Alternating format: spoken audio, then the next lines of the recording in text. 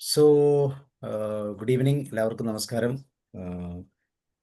ഇന്നൊരു law awareness day എന്ന നിലയിൽ നമുക്ക് കാണാം. പൊതുജനത്തിന് പ്രയോജനകരമായ നിയമങ്ങളിലൂടെ ഒരു യാത്ര. ഒരുപക്ഷെ അതിലേറ്റവും പ്രധാനപ്പെട്ട ഒരു ലോ എന്ന് പറയുന്നത് തന്നെ വിവരാവകാശ നിയമമാണ്, റൈറ്റ് ടു ഇൻഫർമേഷൻ. പക്ഷെ പലപ്പോഴും അത് അതിൻ്റെതായ നിലവാരത്തിലേക്ക് വരുന്നുണ്ടോ എന്നൊക്കെ സംശയമാണെങ്കിൽ പോലും വളരെ പ്രായോഗിക ജീവിതത്തിൽ പൊതുവെ കാര്യങ്ങളെക്കുറിച്ചൊക്കെ പൊതുപൗരന് അറിഞ്ഞിരിക്കേണ്ട എല്ലാ കാര്യങ്ങളെക്കുറിച്ചും വളരെ വ്യക്തമായി അത് പൊതുജനങ്ങളിലേക്ക് എത്തിക്കാൻ സഹായിക്കുന്ന ഒരു നിയമം തന്നെയാണ്. ആ നിയമത്തെക്കുറിച്ച് നമുക്ക് കൂടുതൽ ഇളങ്കോ സാറിൽ നിന്ന് കേൾക്കാം. ഇളങ്കോ സാറ് ഒരു അഡ്വക്കേറ്റ് കൂടിയാണ്, ഒരു സൈക്കോളജിസ്റ്റാണ്, ഇതിനോടൊപ്പം ഒരു അഡ്വക്കേറ്റ് കൂടിയാണ്. അപ്പം സാറിൻ്റേതായ ആ തലത്തിൽ നിന്നുകൊണ്ട് നമുക്കും കുറച്ചുകൂടി കാര്യങ്ങൾ മനസ്സിലാക്കാം. സോ എല്ലാവരെയും സ്വാഗതം ചെയ്യുന്നു. അതോടൊപ്പം Ilango sir, you are welcome. Thank you sir, thank U. ഞാൻ നോർമലി വ്യാഴാഴ്ചകളാണ് വന്ന് എൻ്റെ സൈക്കോളജിക്കൽ അല്ലെങ്കിൽ മൈൻഡ്ഫുൾനെസ് തിയറികളാണ് കൂടുതൽ പ്രചരിപ്പിക്കുന്നത്. പക്ഷെ ഇന്ന് സാർ ഒരു അവസരം തന്നു. എൻ്റെ അഡ്വക്കസിയിൽ അല്ലെങ്കിൽ ഒരു വക്കീലല്ലേ, നിങ്ങൾ നാട്ടുകാർക്ക് കുറേ നിയമത്തിനുള്ള ഗുണങ്ങൾ പറഞ്ഞു തരാമോ എന്ന് പറഞ്ഞപ്പോൾ I should really thank Sabu sir. എൻ്റെ അടുത്ത ഒരു മുഖം കൂടെ ഓപ്പൺ അപ്പ് ചെയ്യാൻ ഒരു അവസരം കിട്ടിയതിന്. ഇപ്പോൾ ഞാൻ കൂടുതലും ഇന്ത്യൻ എവിഡൻസ് ആക്റ്റാണ് ഓവറായിട്ട് എടുക്കുന്നത്. പക്ഷേ ഇന്ത്യൻ എവിഡൻസ് ആക്ട് എന്ന് പറയുമ്പോൾ ഇപ്പം BNSS വന്നുകൊണ്ട് ഞാൻ അതിനകത്ത് തറവായിട്ട് സെക്ഷൻസ് റെഡിയാകാത്തത് കൊണ്ടാണ് അങ്ങോട്ട് പോകാത്തത്. അതുമാത്രമല്ല, എവിഡൻസ് ആക്ട് എന്ന് പറയുന്നത് ഒരു ഇമ്പോർട്ടൻ്റ് ആക്റ്റാണ്. മനുഷ്യൻ എപ്പോഴും ഒന്ന് എന്താണ് ചെയ്യുന്നത്, എങ്ങനെ ചെയ്യുന്നത്, എങ്ങനെയാണ് ഒറിജിനാലിറ്റി കണ്ടെത്തുന്നതെന്ന് പറഞ്ഞ ഒരു ഏരിയയാണ് എവിഡൻസ് ആക്ട്. അതുപോട്ടെ, ഇപ്പോൾ നമ്മൾ റൈറ്റ് ടു ഇൻഫർമേഷൻ ആക്ടിലോട്ട് ആണ് ഉദ്ദേശിച്ചത്. റൈറ്റ് ടു ഇൻഫർമേഷൻ ആക്ട് വളരെ സിംപ്ലസ്റ്റ് ആക്ടാണ്, ബട്ട് ഒരു ഇമ്പോർട്ടൻ്റ് ആക്ടാണ്. ഈ റൈറ്റ് ടു ഇൻഫർമേഷൻ എന്ന് പറയുന്നത്, റൈറ്റ് എന്ന് പറയുന്നതിൻ്റെ അർത്ഥം ആരെങ്കിലും ഒന്ന് പറഞ്ഞു തന്നാൽ കൊള്ളാമായിരുന്നു എനിക്ക്. Right to information, what do you mean by right? സ്വാതന്ത്ര്യം, റൈറ്റ് ടു നോ. അവകാശം. അതെ, റൈറ്റ് ടു നോ, അവകാശം. എൻ്റെ എൻ്റർടൈൻമെൻ്റ് ആണ്. എന്നാൽ ഞാൻ വോട്ട് ചെയ്ത് അയച്ച ആൾക്കാർ ഈ ഞാൻ കൊടുത്ത പൈസയെ അവർ ചെലവ് ചെയ്ത് ഭരണത്തിന് ഉപയോഗിക്കുമ്പോൾ അവർ എന്ത് ചെയ്യുന്നു എന്ന് അറിയാനുള്ള അവകാശം എനിക്കുണ്ട്. അപ്പോൾ റൈറ്റ് ടു ഇൻഫർമേഷൻ എന്ന് പറഞ്ഞാൽ, റൈറ്റ് ടു ഇൻഫർമേഷൻ ആക്ച്വലി ഒരു ഫ്രീഡം ഓഫ് സ്പീച്ച്, എക്സ്പ്രഷൻ, ആ ഏരിയയിലോട്ട് ആർട്ടിക്കിൾ 19 ഒരു ഫണ്ടമെന്റൽ റൈറ്റ്സിനെ ഒരു അഡോപ്റ്റ് ചെയ്ത് വന്ന ഒരു ആക്റ്റാണ് ഈ normally right to information. Right to ഇൻഫർമേഷൻ്റെ ഹിസ്റ്ററി നോക്കുവാണെങ്കിൽ, ഇത് ഞാൻ നോക്കിയപ്പോൾ ഇത് ചെറിയ തോതിൽ വന്നതല്ല. ഇത് 1977-കളിലൊക്കെ പല കൺട്രീസിലും ഉണ്ടായിരുന്നു. നമുക്ക് ഇല്ലായിരുന്നേ ഉള്ളൂ. നമ്മൾ കുറേ യൂസ് ചെയ്യാതെ വെച്ചിരുന്ന ഒന്നാണ് ഈ 1977 മീൻസ് സ്വീഡൻ തൊട്ട് എല്ലാ കൺട്രീസിലും ഉണ്ടായിരുന്നു. നമ്മടത്ത് മാത്രം ഒന്നും ചെയ്യാതെ നമ്മൾ വെച്ചിരുന്നതാണ് ഈ particular right to information act. അപ്പോൾ ഡെമോക്രസീനെ കുറച്ചുകൂടെ ഇമ്പോർട്ടൻസ് കൊടുത്ത് മനുഷ്യൻ എല്ലാം വോട്ട് ചെയ്ത് ആൾക്കാരുടെ പാർലമെന്റിലോ അസംബ്ലിയിലോ അയക്കാനുള്ള ശേഷി നമുക്കുണ്ടെങ്കിൽ അവർ ചെയ്യുന്ന പരിപാടികൾ നമുക്ക് മനസ്സിലാകണം എന്ന് പറഞ്ഞാണ് ഈ റൈറ്റ് ടു ഇൻഫർമേഷൻ ആക്ട് 2005 വന്നത്. ഈ റൈറ്റ് ടു ഇൻഫർമേഷൻ ആക്ട് 2005-ന് മുമ്പ് എന്ത് സംഭവിച്ചു എന്ന് പറഞ്ഞാൽ, ഇന്ത്യയിൽ 1990-കളിൽ തന്നെ ബഹളം തുടങ്ങി ഇതിൻ്റെ റൈറ്റിനെ കുറിച്ച്. 1990-ൽ VP സിംഗ് ആണ് ഈ ഇമ്പോർട്ടൻസ് ഓഫ് റൈറ്റ് ടു ഇൻഫർമേഷനെ കുറിച്ച് ഹൈലൈറ്റ് ചെയ്തത്. അപ്പം 1990-ൽ ഈ പ്രോഗ്രാം തുടങ്ങി, ചെറിയ തോതിൽ സ്പാർക്ക് തുടങ്ങി. 1994-ൽ മസ്ദൂർ കിസാൻ ശക്തി സംഘടൻ മീൻസ് MKSS, അവർ രാജസ്ഥാനിലാണ് ബേസ് ഉള്ളത്. അവരാണ് ഗ്രാസ് റൂട്ട് ലെവലിൽ പ്രോഗ്രാം തുടങ്ങിയത്. മീൻസ് റൈറ്റ് ടു ഇൻഫർമേഷനെ കാട്ടിലും മസ്ദൂർ കിസാൻ ശക്തി സങ്കേതം എന്ന് പറയുന്നവർ ഈ ഈ ഈ സങ്കേതനിൽ എന്ത് സംഭവിക്കുന്നു, എങ്ങനെ സംഭവിക്കുന്നു, മീൻസ് കോപ്പറേറ്റീവ് സൊസൈറ്റി എന്ന് പറഞ്ഞെങ്കിൽ വെച്ചുകൊടുക്കുക. അവിടെ എങ്ങനെയാണെന്ന് ഓപ്പൺ ആയിട്ട് എല്ലാവർക്കും ഡിസ്ക്ലോസ് ചെയ്യണം, പുറത്തെല്ലാം കാണിക്കണം. പ്രസിഡന്റും സെക്രട്ടറി മാത്രം എന്തും പരിപാടികൾ ചെയ്തുകൊണ്ട് പോകാൻ പാടില്ല എന്ന് തുടങ്ങിയ ഒരു ഗ്രാസ് റൂട്ട് ലെവൽ വർക്കാണ് 1994 രാജസ്ഥാനിൽ. അത് 1995 സോഷ്യൽ ആക്ടിവിറ്റീസിന്റെ ഒരു ഇനിഷ്യൽ വേർഷൻ ഡ്രാഫ്റ്റ് ചെയ്തു. അത് സംഭവിച്ചത് എവിടെയെന്ന് പറഞ്ഞാൽ Lal Bahadur Shastri national academy of administration in Mussoorie. മുസൂറിയിലാണ് IAS കാരൻ IPS കാരൻ എല്ലാവരും പഠിക്കുന്നത്. അവിടെയാണ് ഈ ആദ്യത്തെ ഒരു സോഷ്യൽ സപ്പോർട്ട് എങ്ങനെ കൊടുക്കാമെന്ന് പറഞ്ഞ് ഒരു ഇനിഷ്യൽ ഡ്രാഫ്റ്റ് വന്നത്.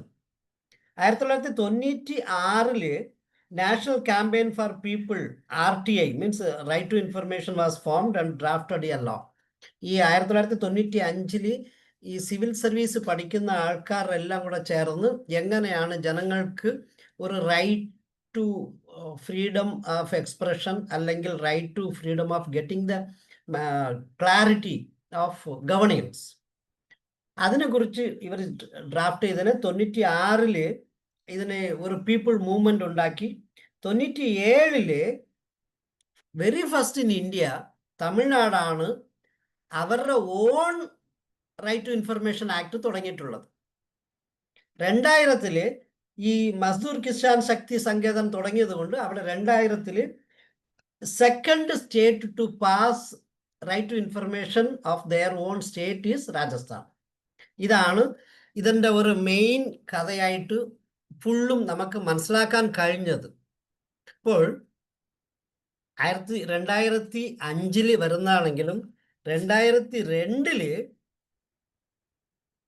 റൈറ്റ് ടു ഇൻഫർമേഷന് പകരം ഫ്രീഡം ടു ഇൻഫർമേഷൻ FOI എന്നാണ് അതിനകത്ത് പറഞ്ഞത്, freedom of information. FOI act 2002 enact ചെയ്തു, ബില്ല് പാസ് ചെയ്തു, പക്ഷെ അത് ഇംപ്ലിമെന്റ് ചെയ്തില്ല. 2002 വാജ്പേയി ഇരുന്നപ്പോഴാണ് ആ ഫ്രീഡം ഓഫ് ഇൻഫർമേഷൻ തുടങ്ങിയത്. ഇപ്പം ഭാരതീയ ജനതാ പാർട്ടിയുടെ ഭരണത്തിൽ തുടങ്ങിയ ഒരു പ്രോഗ്രാം അടുത്ത് 2003-04 മൻമോഹൻ സിംഗ് കയറി വരുന്നത്. അദ്ദേഹം അതിനെ കണ്ടിന്യൂ ചെയ്യാൻ ഉദ്ദേശമല്ല, അത് വന്നു കഴിഞ്ഞാൽ BJPക്ക് ഗുണം ചെയ്യുമെന്ന് വിചാരിച്ച് അതിനെ കട്ട് ചെയ്തിട്ട് 2004 ഒരു പുതിയ ഒരു ടീമിനെ ഫോം ചെയ്ത് ഈ 2002 കുറച്ചുകൂടെ അങ്ങോട്ടും ഇങ്ങോട്ടൊക്കെ മാറ്റിയും കുറച്ച് മസാലയൊക്കെ തേച്ച് 2005 കൊണ്ടുവന്ന ആക്റ്റാണ്. ആക്ടിൻ്റെ പേര് വരെ മാറ്റി റൈറ്റ് ടു ഇൻഫർമേഷൻ. അപ്പം ഫ്രീഡം ഓൺ ഇൻഫർമേഷനെ മാറ്റി FOIനെ മാറ്റി RTI മാറ്റിയത്. അപ്പോൾ RTI 2005 വന്ന് അപ്പം of course perhaps it is a fantastic one. ഇപ്പം ഈ ഇൻഫർമേഷൻ RTIയുടെ ആക്ച്വൽ ഗുണം എന്താന്ന് പറഞ്ഞാൽ ഗവൺമെന്റ് അതോറിറ്റീസ് എന്ത് ചെയ്യുന്നു എന്ന് ആര് ചോദിച്ചാലും ഉത്തരം പറയണം. RTI ആർക്ക് ക്ലെയിം ചെയ്യാമെന്ന് പറഞ്ഞാൽ ഏത് മനുഷ്യനും, ഏത് സിറ്റിസൺ ഓഫ് ഇന്ത്യ, ഒറ്റ ഡെഫിനിഷനെ പറഞ്ഞിട്ടുള്ളൂ, he should be citizen of India. ആര് വേണമെങ്കിലും എന്ത് വേണമെങ്കിലും ചോദിക്കാം. മുഖ്യമന്ത്രി ഇന്നലെ ആഹാരം കഴിച്ചിരുന്നോ ഇല്ലയോ, you can ask the question, but not on the name of mister Pinarayi Vijayan. You can ask whether CM has had food or not. അങ്ങനെ ചോദിക്കാം, because CM is your person. അപ്പൊ ഇങ്ങനെയാണ് അതിന് പറയുന്നത്. ഇത് എവിടെ നിന്ന് ഡെവലപ്പ് ചെയ്തെന്ന് പറഞ്ഞാൽ ഇനിഷ്യലി 1950 നമ്മുടെ കോൺസ്റ്റിറ്റ്യൂഷൻ ഫോം ആയപ്പോൾ ഗവൺമെന്റിന് ചോദ്യം ചോദിക്കാൻ കുറെ പേരുണ്ടായിരുന്നു. ആരെന്ന് ഉലകണ്ണൻ സാർ പറയാവോ? അതിന് ആരെന്ന് പറഞ്ഞാൽ MLAസും MP-കളും, member of parliament whether from Lok Sabha Rajya Sabha, അവർ അവിടുത്തെ ക്വസ്റ്റ്യൻ അവർ എന്ന് ഒരു സാധനം ഉണ്ടായിരുന്നു. ഈ ക്വസ്റ്റ്യൻ അവറിൽ ഇവർ ഗവൺമെന്റിന് ചോദ്യം ചോദിക്കുമായിരുന്നു. ആ ചോദ്യം അവർക്ക് മാത്രം റെസ്ട്രിക്റ്റഡ് ആയിരുന്നപ്പോൾ ഞാൻ പൊതുജനങ്ങളുടെ representative, you should tell me എന്ന് പറഞ്ഞാണ് ഗവൺമെന്റിനടുത്ത് ചോദിച്ചത്.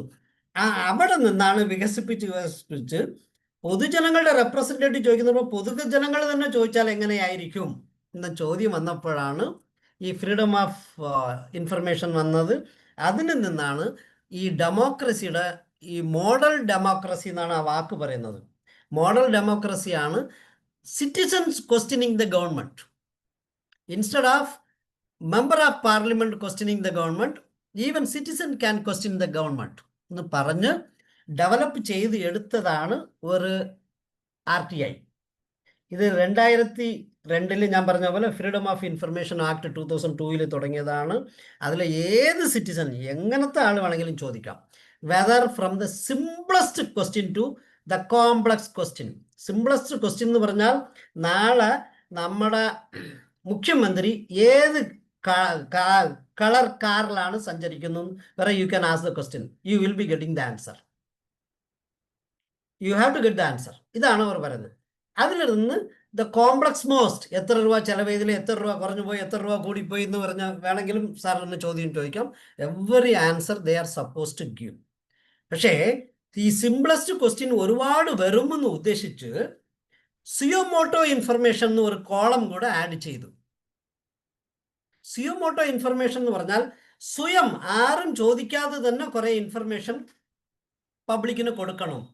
പബ്ലിക്കിന് കൊടുക്കുന്നത് സാർ നോക്കുവാണെങ്കിൽ CMന്റെ പേരെന്താണ്, എന്ന് തൊട്ട് എന്നാണ്, അത് കോണ്ടാക്ട് നമ്പർ എന്താണ്, PA to CM ആരാണ്, അല്ലെങ്കിൽ DGP ആരാണ്, DGPയുടെ താഴെ സോണൽ IG ആരാണ്, അവരുടെ പേരെന്താണ്, അവരുടെ നമ്പർ എന്താണ്. ഇല്ല ഒരു ഇൻഡസ്ട്രി എടുക്കുവാണെങ്കിൽ സാർ ഫാക്ടറിന് എടുക്കുവാണെങ്കിൽ ഫാക്ടറിയിൽ MD ആരാണ്, അദ്ദേഹത്തിന്റെ കോണ്ടാക്ട് എന്താണ്, അദ്ദേഹത്തിന് താഴെ ഇവർ ആരാണ്, അല്ലെങ്കിൽ എപ്പോഴാണ് റെസൊല്യൂഷൻ പാസ് ചെയ്ത്. ഇതുപോലത്തെ സിംപ്ലസ്റ്റ് ക്വസ്റ്റ്യൻസ് എല്ലാം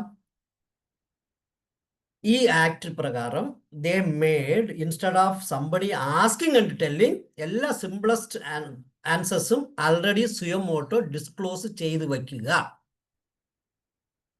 ബാക്കി മോഡറേറ്റ് കോംപ്ലക്സും മോസ്റ്റ് കോംപ്ലക്സ് ക്വസ്റ്റ്യൻസും ചോദിക്കുമ്പോൾ ഉത്തരം തരിക. ഇതാണ് ഉദ്ദേശം. ഈ RTI വരാനുള്ള ദ ബേസിക് പ്രിൻസിപ്പിൾ ഓഫ്. ഇത് നല്ലൊരു പോയിന്റ് ആണോ സാർ? പ്രോബ്ലി എനിക്ക് തോന്നുന്നു RTIയുടെ ബാക്ക്ഗ്രൗണ്ട് ആരും ഇത്രയ്ക്ക് പറഞ്ഞു കാണുമെന്ന് തോന്നില്ല. Even though people talk more on RTI facilities, but നമ്മുടെ ഉദ്ദേശം RTI എന്തുകൊണ്ട് വന്നെന്ന് ഒരു ചോദ്യം മനസ്സിലായിരുന്നാൽ മാത്രമേ കറക്റ്റായിട്ട് പോകാൻ പറ്റത്തുള്ളൂ എന്ന ഉദ്ദേശത്തിലാണ് ഞാൻ ഈ ഏരിയയും കൂടെ ടച്ച് ചെയ്തത്. RTI ഒരുപാട് ഒന്നുമില്ല, ഇഷ്ടംപോലെ സെക്ഷൻസ് ഉണ്ടെങ്കിലും പ്രോബബ്ലി അതിനകത്ത് ഒരു 11 സെക്ഷൻ ആണ് മാക്സിമം. 1 to 11. 11-ൽ 1ഉം 2ഉം വിട്ടേക്കുക. 1 അതിൻ്റെ ടൈറ്റിൽ എന്താണെന്നും 2 ഡെഫിനിഷൻസ് ആണ് പറയുന്നത്. ഡെഫിനിഷൻ എന്ന് പറഞ്ഞാൽ പബ്ലിക് അതോറിറ്റി എന്ന് പറഞ്ഞാൽ ആരാണ്, ഈ ചോദിക്കുന്ന ആൾ ആരാണെന്ന് എങ്ങനെ പറയും. അതിനകത്ത് 2ൽ പറഞ്ഞാൽ appropriate government, central information commission, public information commission, chief information commissioner, competent authority. Information എന്ന് പറഞ്ഞാൽ എന്താണ്, പ്രിസ്ക്രൈബ്ഡ് എന്ന് പറഞ്ഞാൽ എന്താണ്, പബ്ലിക് അതോറിറ്റി എന്ന് പറഞ്ഞാൽ എന്താണ്. ഇങ്ങനെ കുറേ ഡെഫിനിഷൻസ് തന്നിരിക്കുകയാണ് സെക്ഷൻ 2-ൽ. ഓക്കെ, അതിനകത്ത് ഒരു നല്ലൊരു വാക്ക് എനിക്ക് ഇഷ്ടപ്പെട്ടിരുന്നു, public authority. Who is public authority? Public authority means any authority or body or institution of self-government established or constituted by or under the constitution. Constitution പ്രകാരം ചെയ്തതോ അല്ലെങ്കിൽ other law made by the parliament കൊണ്ട് ഉണ്ടാക്കിയ body ആണോ, അതല്ലെങ്കിൽ law made by state legislature ആണോ, or by notification issued by the order of the appropriate government. Appropriate government എന്ന് പറഞ്ഞാൽ തഹസിൽദാർ ആകാം, അല്ലെങ്കിൽ RDO ആകാം, കളക്ടർ ആകാം, അല്ല ഏതെങ്കിലും ഡയറക്ടർ ആവാം. ഇത് എല്ലാത്തിനും ചേർത്താണ് ഒറ്റ ലൈനിൽ അവർ പറഞ്ഞിരിക്കുന്നത്. ബട്ട് ഒരു ഏരിയ ആക്ച്വലി ഇപ്പോഴും ക്ലാരിറ്റി ഇല്ലാതെ ഒരു area right to information act 2005 ഉണ്ട്. അത് എന്താന്ന് പറഞ്ഞാൽ ഇതെല്ലാം പറഞ്ഞിട്ട് and includes body owned or controlled or substantially financed by the government എന്നാണ് പറയുന്നത്. സബ്സ്റ്റാൻഷ്യലി ഫിനാൻസ് എന്ന് പറഞ്ഞാൽ, ഈ സബ്സ്റ്റാൻഷ്യൽ എന്ന് പറഞ്ഞാൽ എത്ര, 100 രൂപയാണോ, 1000 രൂപയാണോ, 1 ലക്ഷമാണോ, 10 ലക്ഷമാണോ, 1 കോടിയാണോ, 10 കോടിയോ, ഇത് ഒന്നും ഡിഫൈൻ ചെയ്തിട്ടില്ല. അപ്പോൾ ഒരു ലൂപ്പ് ഹോൾ ഗവൺമെന്റ് വെച്ചിരിക്കുകയാണ്. സബ്സ്റ്റാൻഷ്യലി ഫിനാൻസ് എന്ന് പറയുമ്പോൾ ഇത് സബ്സ്റ്റാൻഷ്യൽ ആയിട്ടില്ല എന്ന് വേണമെങ്കിൽ ഒരു സ്ഥലത്ത് റിജക്റ്റ് ചെയ്യാൻ ഒരു അവകാശം അന്ന് തന്നെ 2005 മൻമോഹൻ സിംഗ് ഫോം ചെയ്തപ്പോൾ ഒരു ലൂപ്പ് ഹോൾ ചെയ്തിരുന്നതായിട്ട് മനസ്സിലാകുന്നുണ്ട്. That is not yet been amended. എല്ലാ ഗവൺമെൻറ് വിചാരിക്കുന്നു അത് എൻ്റെ ഒരു ട്രംപ് കാർഡായിട്ട് ഇരുന്നേക്കട്ടെ എന്ന് പറഞ്ഞാണ് ഈ ലൈൻ പറഞ്ഞിട്ടുള്ളത്. ഈ സബ്സ്റ്റാൻഷ്യലി ഫിനാൻസ് എന്ന് പറയുന്നതാണ് no clarity on how much എന്ന് ഒരു ലൈൻ പറയുന്നത്.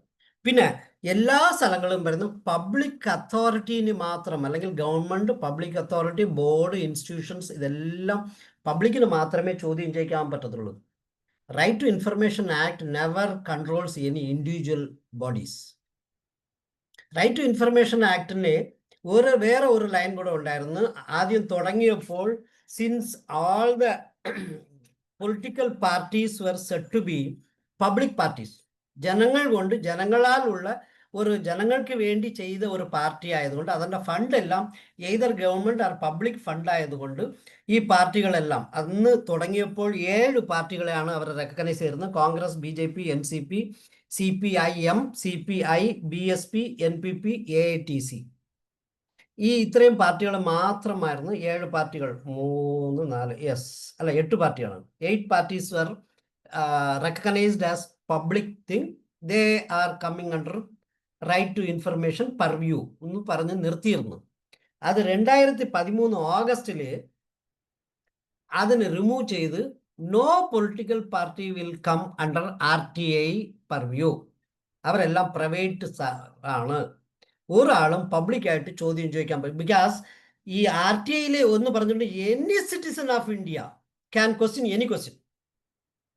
ഇതിനകത്ത് രണ്ടാമത്തെ ഒരു ലൈൻ കൂടെ ഉണ്ട്. It is not required to give the reason why are you asking this question. അങ്ങനത്തെ ഒന്നുമില്ല, നമുക്ക് ഇഷ്ടപ്പെട്ട് ചോദിക്കാം, സിമ്പിൾ. ഉത്തരം തരേണ്ടത് അവരുടെ ആവശ്യമാണ്. Because it is a public തിങ്ങിന് എന്തുണ്ടെങ്കിലും അവർ ഉത്തരം തരണം.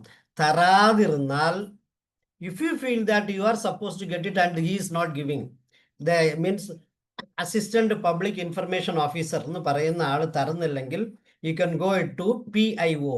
അത് PIO പബ്ലിക് ഇൻഫർമേഷൻ ഓഫീസർ. അങ്ങേരും തരുന്നില്ലെങ്കിൽ you can go to second appellate authority. he is chief information officer. അദ്ദേഹം 100% തരുമെന്നാണ് ഇന്ന് വരെ കണക്കുകളിൽ കിട്ടിയിട്ടുള്ളത്. ഓക്കെ, ഇതാണ് ഒരു important points. Probably others would have not discuss ഞാൻ പറയാൻ ഉദ്ദേശിച്ചിരുന്നത്. പിന്നെ 2019 നവംബർ മാസം 13 ഡൽഹി ഹൈക്കോർട്ട് ഡിക്ലെയർ ചെയ്ത് ചീഫ് ജസ്റ്റിസ് ഓഫ് ഇന്ത്യയുടെ ഓഫീസ് പോലും RTI ആക്ടിന് അകത്ത് വരും. Anybody can question chief justice of India's office anything, എക്സ്പെൻഡിച്ചറോ അല്ലെങ്കിൽ രാവിലെ എത്ര കൊടുത്തു, എന്ത് ചെയ്തു, എന്ത് ചെയ്തില്ല, മീൻസ് പൂജയ്ക്ക് പൈസ കൊടുത്തിരുന്നോ കൊടുത്തില്ലയോ, ഇങ്ങനെയൊക്കെ വേണമെങ്കിലും ചോദ്യം ചോദിക്കണമെങ്കിൽ ചോദിക്കാം എന്ന് പറഞ്ഞ് കൊണ്ടുവന്നിരുന്നത്. ഓക്കെ, പിന്നെ ഈ സെൻട്രൽ ഇൻഫർമേഷൻ കമ്മീഷണർ എന്ന് പറഞ്ഞാൽ he is coming under president of India like election commissioner. സ്റ്റേറ്റിലുള്ള information commissioner comes under governor. Similarly like election commissioner, state election commissioner പോലെ they are not under government of that particular state ഗവൺമെൻറ്റിൻ്റെ താഴല്ല, but state government recommend ചെയ്ത് ഇങ്ങോട്ട് ചെല്ലുകയാണ്. നമുക്ക് ചാപ്റ്ററിൽ മാത്രം പോയിന്റ്സ് നമുക്ക് എന്തൊക്കെയാണ് ഉദ്ദേശിക്കുന്നതെന്ന് പറഞ്ഞാൽ ഈ ഇതിൽ എന്ത് ഇൻഫർമേഷൻ വേണമെങ്കിലും നമുക്ക് എടുക്കാം. എന്തെന്ന് പറഞ്ഞാൽ റെക്കോർഡ് എന്ന് പറഞ്ഞാൽ any document, manuscript, file, microfilm, microfiche, facsimile copy of a document. Facsimile എന്ന് പറഞ്ഞാൽ ഫാക്സ് എന്ന് നമ്മൾ പറയുന്നതാണ് ഫെസിമെയിൽ എന്ന് പറയുന്നത്. അപ്പോൾ ഫാക്സ് വേണമെങ്കിൽ നമുക്ക് ഇന്ന് കാലത്ത് ഫാക്സ് ഇല്ല, 2005 ഫാക്സ് ഉണ്ടായിരുന്നതുകൊണ്ട് അതും കൂടെ ഉണ്ട്. Any reproduction of images embodied in such microfilm, other material produced by computer, ഇതെല്ലാം വരുന്നു. അപ്പോൾ ഇൻഫർമേഷൻ എന്ന് പറഞ്ഞാൽ വേറെ ഒന്നും പറയാം, record, document, memos, email, opinion, advice, press release, circulars, orders, log books, contracts, reports, paper samples, models, എന്ത് വേണമെങ്കിലും നമുക്ക് ചോദിക്കാം. ചോദിക്കുന്നത് എല്ലാം തന്നിരിക്കണം. അപ്പോൾ ഗവൺമെൻറ്റിൽ എന്ത് സംഭവിച്ചാലും നമുക്ക് തരണം. തരാതിരിക്കാൻ ഒരു ക്ലോസ് ഉണ്ട്. സെക്ഷൻ 8(9) പറഞ്ഞിട്ടുണ്ട്. സെക്ഷൻ 8 ഒഴിച്ച് 6 എങ്ങനെ വാങ്ങിക്കണമെന്നാണ് പറയുന്നത്. സെക്ഷൻ 6 പ്രകാരം നമ്മൾ എങ്ങനെ അപ്ലൈ ചെയ്യണം?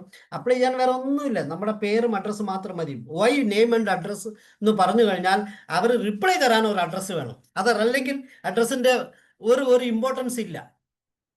Address and name is given because they have to reply back either by email or by post or by something. ഏതെങ്കിലും ഒരു റൂട്ടിൽ നമുക്ക് 90% ബൈ പോസ്റ്റ് ആണ് അവർ ചെയ്യുന്നത്. Because after 30 days they send in writing with authenticated seal and everything. അതിനു വേണ്ടിയാണ് address ചോദിക്കുന്നത്. അതിനകത്ത് പർപ്പസ് ഓഫ് മീൻസ് സീക്കിങ്ങിന് ഒരു കോളമേ ഇല്ല, ഒരു കോളമും ഇല്ല. ജസ്റ്റ് അടുത്തതിൽ എന്താണ് ആവശ്യം, അതിനകത്ത് ABC. അതായത് സിമ്പിളറായിട്ട് കഴിഞ്ഞ വർഷം നമ്മുടെ ഗവൺമെൻറ് മീൻസ് അമേരിക്കയ്ക്ക് പൈസ കൊടുത്തോ കൊടുത്തില്ലയോ, കൊടുത്തിട്ടുണ്ടെങ്കിൽ എത്ര കൊടുത്തു, എന്ന് കൊടുത്തു, ഇങ്ങനത്തെ ചോദ്യങ്ങളൊക്കെ ചോദിക്കാം. Even many have asked that CM അമേരിക്കയ്ക്ക് പോയപ്പോൾ എത്ര ഫണ്ട് ചെലവ് ചെയ്ത്, അത് സ്വന്തമാണോ അല്ല ഇതിലാണോ, അതിനകത്ത് ഏത് ഫ്ലൈറ്റിൽ പോയിരുന്നു, എന്ത് ചോദിച്ചാലും അവർ if possible they will give, if not they are not having data എന്ന് പറഞ്ഞ് നിർത്തും. അപ്പം why are they not having data എന്ന് you can appeal it.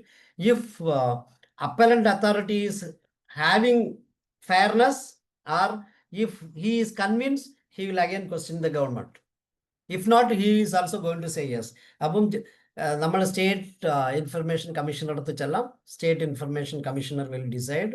Many times many officers R been penalized for giving wrong information or not giving information. 30 ദിവസത്തിനകത്ത് 30 days ആണ് പറയുന്നത് നമുക്ക് ഒരു സ്ഥലത്ത് നിന്ന് റിപ്ലൈ കിട്ടാം. ആ റിപ്ലൈ കിട്ടാൻ വേണ്ടി അല്ലെങ്കിൽ ഒരു ക്വസ്റ്റ്യൻ ചോദിക്കാൻ വേണ്ടി government ask only 10 rupees from you. ഒരു 10 രൂപയുടെ സ്റ്റാമ്പോ 10 രൂപയുടെ DDയോ 10 രൂപയുടെ ചെക്കോ 10 രൂപയുടെ പോസ്റ്റൽ ഓർഡറോ എന്ത് വേണമെങ്കിലും ഒരു 10 രൂപയുടെ മീൻസ് ഗവൺമെൻറ്റിന് 10 രൂപ കൊടുത്തിട്ട് ഈ ആപ്ലിക്കേഷനും കൂടെ കൊടുത്താൽ 30 ദിവസത്തിനകത്ത് you will get reply. But പല സമയങ്ങളിൽ താങ്കളുടെ ചോദ്യത്തിന് ഉത്തരം പേജ് കണക്കിൽ 50 പേജ് 100 പേജിൻ്റെ ഡാറ്റ വരണമെങ്കിൽ still they will give you. But ഒരു പേജിന് 2 രൂപ വെച്ച് വാങ്ങിക്കും. 2 രൂപ എന്ന് പറയുന്ന പഴയ 2005 തീരുമാനിച്ച 2 രൂപയാണ്, ഇപ്പോഴും 2 രൂപ തന്നെ പോയിക്കൊണ്ടിരിക്കുന്നു. By chance 150 pages are there എന്ന് പറഞ്ഞാൽ 150 into 2 300 രൂപ താങ്കൾ ഇമ്മീഡിയറ്റ്ലി അടച്ചിട്ട് പൈസ അടച്ചു അല്ലെങ്കിൽ ഗവൺമെൻറ്റിന് റെമിറ്റ് ചെയ്തു എന്ന് പറഞ്ഞ് റിപ്ലൈ തരിക എന്ന് പറയും. അതിനെ അടച്ചിട്ട് റിപ്ലൈ തരുന്നതിലിരുന്ന് 30 ദിവസം വരെ ഗവൺമെൻറ്റിന് അവകാശമുണ്ട്, അല്ലെങ്കിൽ പർട്ടിക്കുലർ ഡിപ്പാർട്ട്മെൻറ്റിന് അവകാശമുണ്ട്. Even though it is defined as 30 days, but since some clause is missing, means പൈസ അടയ്ക്കേണ്ടത് അടയ്ക്കാത്തത് അടച്ചതിന് ശേഷമുള്ളതിന് 30 ദിവസം വരെ അവർക്ക് ഉണ്ട്. പിന്നെ നമ്പർ 2, ഒരു ചോദ്യം ചോദിക്കുകയാണ്, ഈ പാലാരിവട്ടം പാലം ഇടിഞ്ഞു വീഴുന്നു, എന്ത് കാരണം? ഇത് ആർക്കാണ് ചോദ്യം ചോദിക്കുന്നതെന്ന് sometimes being a commoner we may not know that. ആർക്ക് വേണമെങ്കിലും അയക്കാം. You can send to finance department, you can send to local self government, you can send to home department, you can send to DGP, you can send to anybody. ആർക്ക് വേണമെങ്കിലും അയക്കാം. That will be 100% accepted. ഈ കോമണേഴ്സിന് ഏത് ministry ഏത് department എന്ന് കറക്റ്റായിട്ട് മനസ്സിലാകാത്തത് കൊണ്ട് RTIയിൽ ഒരു ക്ലോസ് വെച്ചിട്ടുണ്ട്. If you receive RTI information, RTI questions, it is the department's duty, who receives his duty to direct to the concerned direct department. അയച്ചിട്ട് ഈ RTI ക്വസ്റ്റ്യൻ ചോദിച്ച ആൾക്ക് ഒരു റിപ്ലൈ കൊടുക്കണം. താങ്കൾ തെറ്റായി എൻ്റെ ഡിപ്പാർട്ട്മെൻറ്റിൽ ചോദിച്ചിരിക്കുകയാണ്, ഈ ക്വസ്റ്റ്യൻ ചോദിക്കേണ്ടത് പോലീസ് ഡിപ്പാർട്ട്മെൻറ്റിലാണ്, അല്ലെങ്കിൽ ഇത് ഫിനാൻസ് ഡിപ്പാർട്ട്മെൻറ്റിലാണ്, ഇത് എഡ്യൂക്കേഷൻ ഡിപ്പാർട്ട്മെൻറ്റിലാണ്, അല്ലെങ്കിൽ ഇത് ദേവസ്വം ബോർഡിലാണ് ചോദിക്കേണ്ടത് എന്ന് പറഞ്ഞ് ആ ഡിപ്പാർട്ട്മെൻറ്റിലോട്ട് ഞങ്ങൾ ഫോർവേഡ് ചെയ്ത് കൊടുത്തിരിക്കുകയാണ്. ഇനി താങ്കൾ ആ ഡിപ്പാർട്ട്മെൻറ്റുമായിട്ട് കോണ്ടാക്ട് ചെയ്തുകൊള്ളുക എന്ന് ഇൻഡിവിജ്വലിന് ഒരു റിപ്ലൈയും വരും. ഇവിടെ എന്ത് സംഭവിക്കും എന്ന് പറഞ്ഞാൽ ഈ 30 ദിവസത്തിന് പകരം additional 5 days government can take. Means even though same day അടുത്ത ബെഞ്ചായിരിക്കും. ഇപ്പൊ വികാസ് ഭവനിലെ പല ഡിപ്പാർട്ട്മെന്റും ഇருக்கு, നേരെ കൊണ്ട് അങ്ങോട്ട് കൊടുത്താലും ഈ RTI പ്രകാരം additional 5 days can be taken by the government in case if you give the question or if you approach some wrong department or inappropriate department, whatever you call it. അപ്പോൾ appropriate ഡിപ്പാർട്ട്മെന്റിലോട്ട് എത്താൻ വേണ്ടി additional 5 days കൂടെ 35 ദിവസം എന്ന് പറയാം. ഇത്രയേ ഉള്ളൂ, വളരെ simple. Anybody can ask any question, and even if you are not knowing the right authority, you can ask any authority, but finally you will get reply from the right authority within 30 days. If in case if you give to a different authority, another 5 days for correcting their correct department. 35 ദിവസം 30 ദിവസത്തിനകത്ത് normally reply കിട്ടിയില്ലെങ്കിൽ you will get the reply why you are not getting it. Probably ഇപ്പോഴൊക്കെ election ആണ്, അതാണ് എല്ലാവരും SIR ഇരിക്കുകയാണ്. So the concerned department is not able to immediately handle it എന്ന് പറഞ്ഞ് നമുക്ക് റിപ്ലൈ തന്നാൽ additionally they can take maximum 10 days. അതിനെക്കാട്ടിലും കൂടുതൽ പറ്റത്തില്ല. Similar cases for the first appellate authority also. 30 ദിവസമേ ഫസ്റ്റ് അപ്പാലറ്റ് അതോറിറ്റിയും കൂടെ എടുക്കാൻ പറ്റത്തുള്ളൂ. By chance if you are appealing that the PIO answer is not right എന്ന് പറഞ്ഞ് മുകളിലോട്ട് കൊടുക്കുവാണെങ്കിൽ അവിടെ 30 ദിവസത്തിനകത്ത് you have to get the answer. By chance again something, if they are not able to do it, ഒരു reply താങ്കൾക്ക് തരും. Additional 10 days 40 ദിവസത്തിനകത്ത് reply തന്നിരിക്കും. ഈ 40 ദിവസത്തിനകത്ത് തന്ന റിപ്ലൈയും ഹാപ്പിയർ അല്ലെങ്കിൽ you have second appellate authority, that is state information commissioner or central chief information commissioner, അവരുടെ അടുത്ത് appeal ചെയ്യാം. പക്ഷെ അവിടെ പറഞ്ഞിരിക്കുന്നത് ഡേറ്റ് എത്ര ദിവസമെന്ന് പറഞ്ഞിട്ടില്ല. എത്ര കാലം വേണമെങ്കിലും ആകാം. ഇത് അവർക്ക് again however they are meticulously doing it in I will tell you, they are trying level best. 10 മെമ്പേഴ്സാണ് ആവശ്യം. ബട്ട് എല്ലാ സ്റ്റേറ്റിലും നോർമലി 3 to 4 മെമ്പേഴ്സാണ് വെച്ചിരിക്കുന്നത്, കൂടുതലില്ല. അപ്പം അത്രയും മെമ്പേഴ്സും ഈ ചീഫ് ഇൻഫർമേഷൻ ഓഫീസറും കൂടെ ചേർന്നിട്ട് എത്ര ഡിസ്പോസ് ചെയ്യാൻ പറ്റും അത്ര പരമാവധി ചെയ്യുന്നുണ്ട് എന്നാണ് എനിക്ക് വേറൊരു സ്ഥലത്തിരുന്ന് RTIയിൽ കിട്ടിയ ഇൻഫർമേഷനിൽ കൂടെ. അതിനും RTI ഇൻഫർമേഷനാണ് കിട്ടിയത്. RTI കൂടെ കിട്ടിയതിൽ പരമാവധി പറയുന്നു. But my friend has asked how many R pending എന്ന് ചോദിച്ചപ്പം we will rightly scrutinize and in meanwhile you may get it എന്ന് പറഞ്ഞു. അങ്ങനെ അവർ തൊട്ടും തൊടാത്ത രീതിയിൽ ചില സമയങ്ങളുടെ ആൻസർ വരും. That you have to accept many times.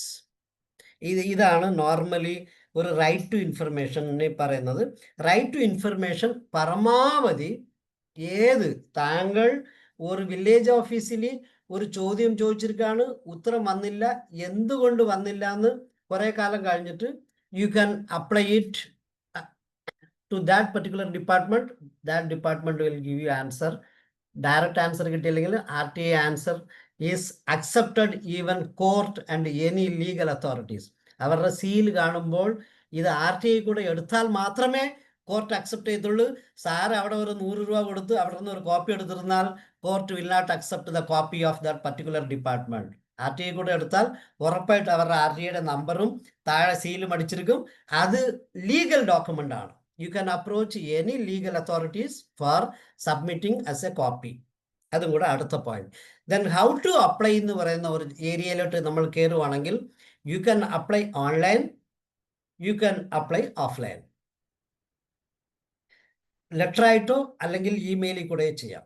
അതല്ല വെബ്സൈറ്റിൽ കയറി വേണമെങ്കിലും ചെയ്യാം. അവർക്ക് ഇമെയിൽ ഡയറക്റ്റ് ആയിട്ട് ഇപ്പോൾ by chance if you want to send to some എന്താ you can say that DPI means director of public ഇൻഫർമേഷന് പബ്ലിക് ഇൻസ്റ്റിറ്റ്യൂട്ട്സിന് ഒരു മെയിലിൽ കൂടെ അവരുടെ മെയിലിൽ കൂടെ ക്വസ്റ്റ്യൻ ചോദിക്കാം. അല്ലെങ്കിൽ ഗവൺമെന്റ് ഓഫ് കേരളയുടെ സൈറ്റിൽ കയറി ഡിപ്പാർട്ട്മെന്റ് ഓഫ് എഡ്യൂക്കേഷനിൽ കയറിയിട്ട് അതിന് കൂടെയും ആൻസർ ചെയ്യാം. അതിന് ചെയ്താലും പോസിബിൾ. ഇതല്ല താങ്കൾ ഡയറക്റ്റ് ആയിട്ട് ഒരു ലെറ്റർ വേണമെങ്കിൽ എഴുതി ചോദിക്കാം. ഈ ലെറ്റർ എഴുതി ചോദിക്കുന്നതിൽ അടുത്ത ഒരു ഓപ്ഷൻ കൂടെ തന്നിട്ടുണ്ട്. Language is not important. You can ask in English, you can ask in Hindi, you can ask in Malayalam, you can ask in Tamil or whatever language you feel it. Language is not at bar എന്നാണ് അവിടെ പറഞ്ഞിരിക്കുന്നത്. ഏത് ലാംഗ്വേജിലും Indian official ലാംഗ്വേജിൽ ചോദ്യം ചോദിച്ചാൽ Indian official ലാംഗ്വേജിൽ ഉത്തരം പറയണമെന്നേ പറഞ്ഞിട്ടുള്ളൂ. ആ ഉത്തരം ഞാൻ തമിഴിൽ ചോദ്യം ചോദിച്ചാൽ റിപ്ലൈ തമിഴിൽ വരണമോ എന്ന് പറഞ്ഞിട്ടില്ല. Again they may answer it in Malayalam or English or whatever language the particular officer feels it. ഇതാണ് ഇത്രയും ഒരു പ്രിവിലേജും ഫ്രീഡമും കിട്ടിയിട്ടുള്ള പരമാവധി ഒരു ആക്ട് ഒരു സ്ഥലത്തും ഇല്ല എന്നാണ് പറയുന്നത്. Why they have considered so the commoner ഇപ്പോൾ ഒരു തെലുങ്കൻ വന്ന് കേരളത്തിൽ താമസിക്കാം, ഒരു തമിഴൻ വന്ന് താമസിക്കാം, അല്ല ഒരു ഹിന്ദിയിലുള്ള രാജസ്ഥാനി വന്ന് താമസിക്കാം. അതിൽ പാവപ്പെട്ടവനായിരിക്കും, അവന്റെ ഭാഷയിൽ ചോദ്യം ചോദിക്കാം. പിന്നെ ഏത് ഡിപ്പാർട്ട്മെന്റ് എന്ന് കറക്റ്റ് നോളജ് ഇല്ലാത്തതുകൊണ്ട് ഏത് ഡിപ്പാർട്ട്മെന്റിലോട്ടും ചോദ്യം ചോദിക്കും, അത് കറക്റ്റായിട്ട് എത്തിക്കൊള്ളും.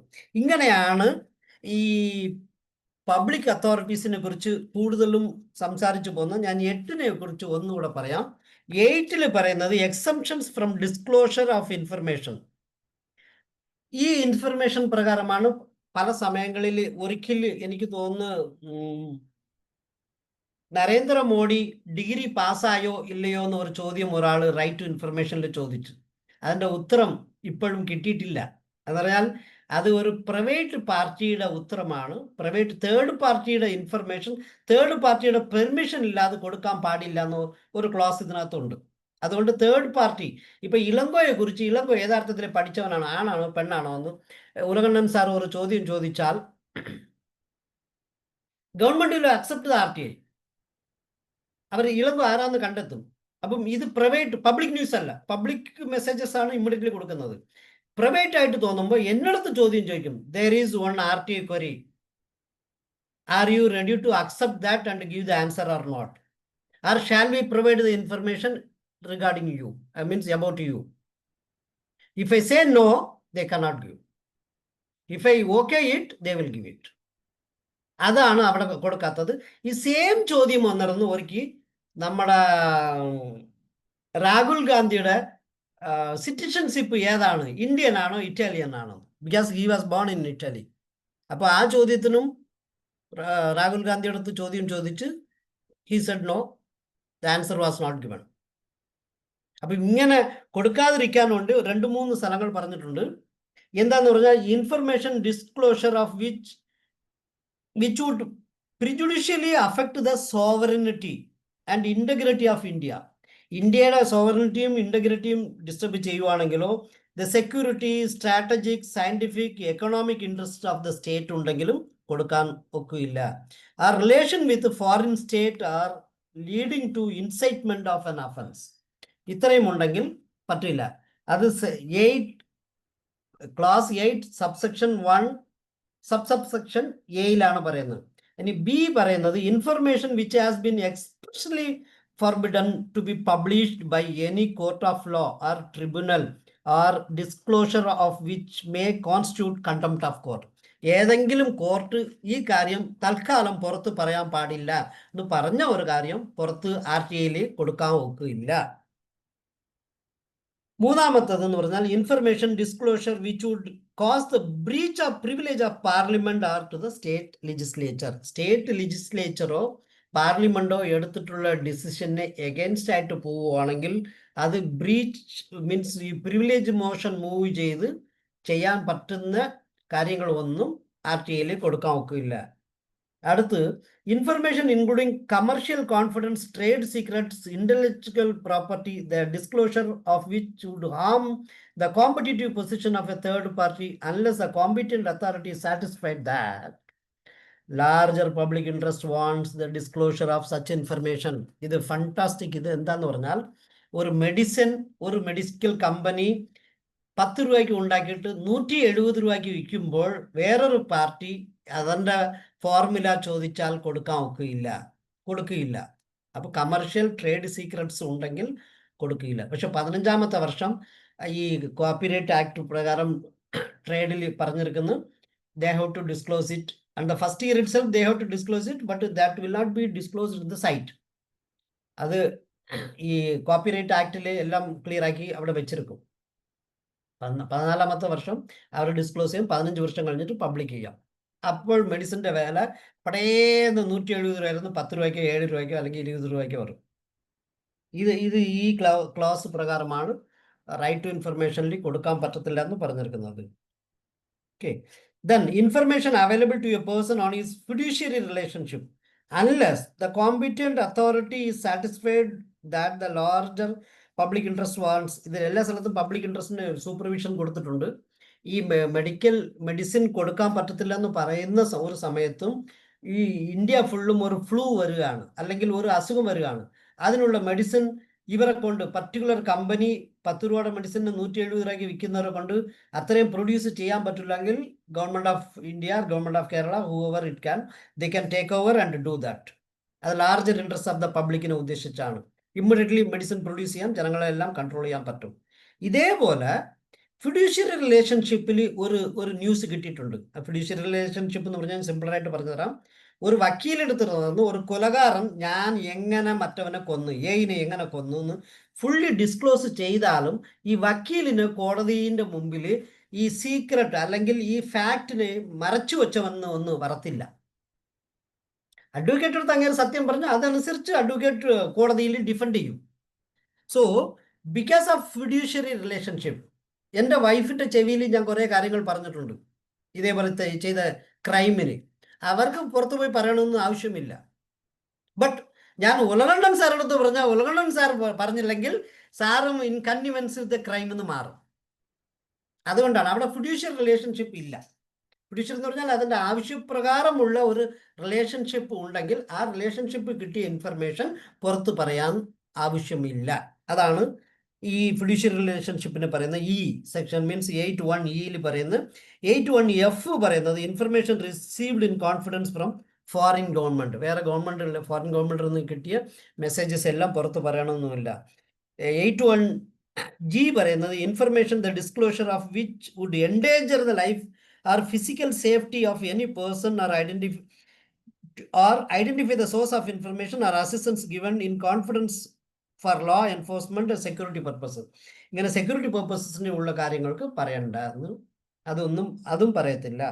Information which would impede the process of investigation, apprehension or prosecution of offenders. അപ്പം ഒരാളെ ഇൻവെസ്റ്റിഗേഷൻ പർപ്പസിലോ അപ്രിഹെൻ ചെയ്തിരുന്നാലോ അല്ലെങ്കിൽ പ്രോസിക്യൂട്ട് ചെയ്യുന്നതോ ആ കേസുകളൊന്നും അത്രയും ഡിസ്ക്ലോസ് RTI കൂടെ ചോദിച്ചാൽ, ഇപ്പോൾ മിസ്റ്റർ വാസുവിനെ അറസ്റ്റ് ചെയ്ത് എത്ര ദിവസം ഇനി വയ്ക്കും, എന്തൊക്കെ ചെയ്യുമെന്ന് ചോദിച്ചു കഴിഞ്ഞാൽ ഉത്തരം പറയേണ്ട ആവശ്യമില്ല RTIയിൽ. അതർവൈസ് നോർമൽ കഴിഞ്ഞ കേസുകളിലൊക്കെ ഡിസ്ക്ലോഷർ മീൻസ് ടോട്ടലി ക്ലോസ് ആയ കാര്യങ്ങളൊക്കെ എല്ലാം പറഞ്ഞു തരും. Cabinet papers including records of deliberation and council of ministers, secretaries and other officers, അത് I ആണ്.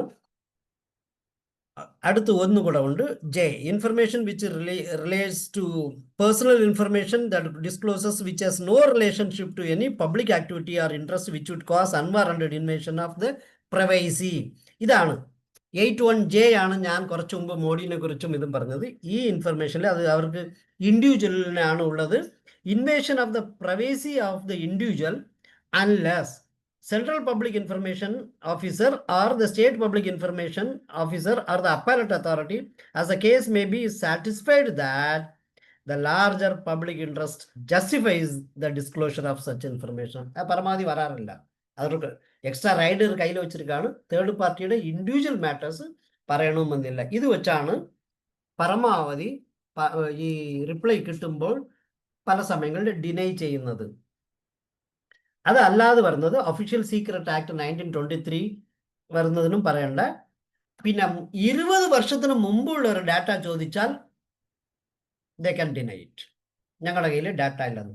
19 വർഷത്തിലുള്ളത് ചോദിച്ചാലും കൊടുക്കണം.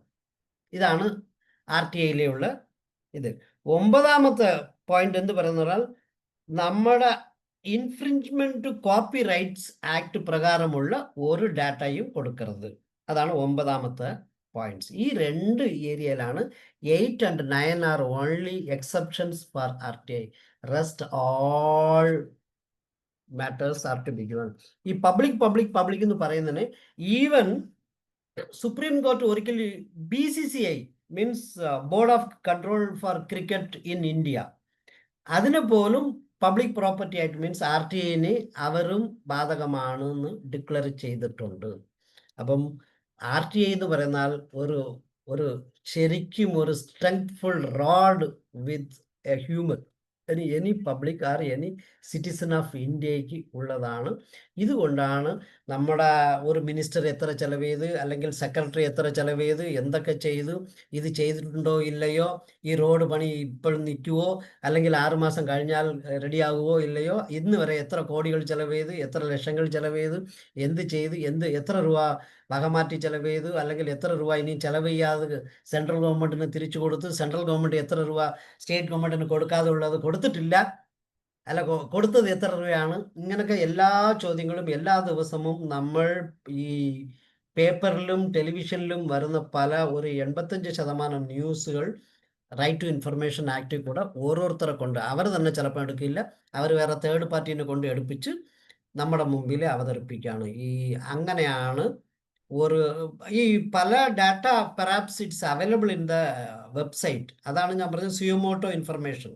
സുയമോട്ടോ പല സമയങ്ങളിൽ ഉണ്ടെങ്കിലും നമ്മൾ എല്ലാം ഒന്ന് പെട്ടെന്ന് ചെക്ക് ചെയ്യത്തില്ല. ചെക്ക് ചെയ്യുന്നതിലാണ് കുറേ ചോദ്യങ്ങൾ. നമ്മുടെ MLA പേര് എനിക്ക് മറന്നുപോയല്ലോ, കോട്ടയത്തിനടുത്തുള്ള കോൺഗ്രസ്സിൽ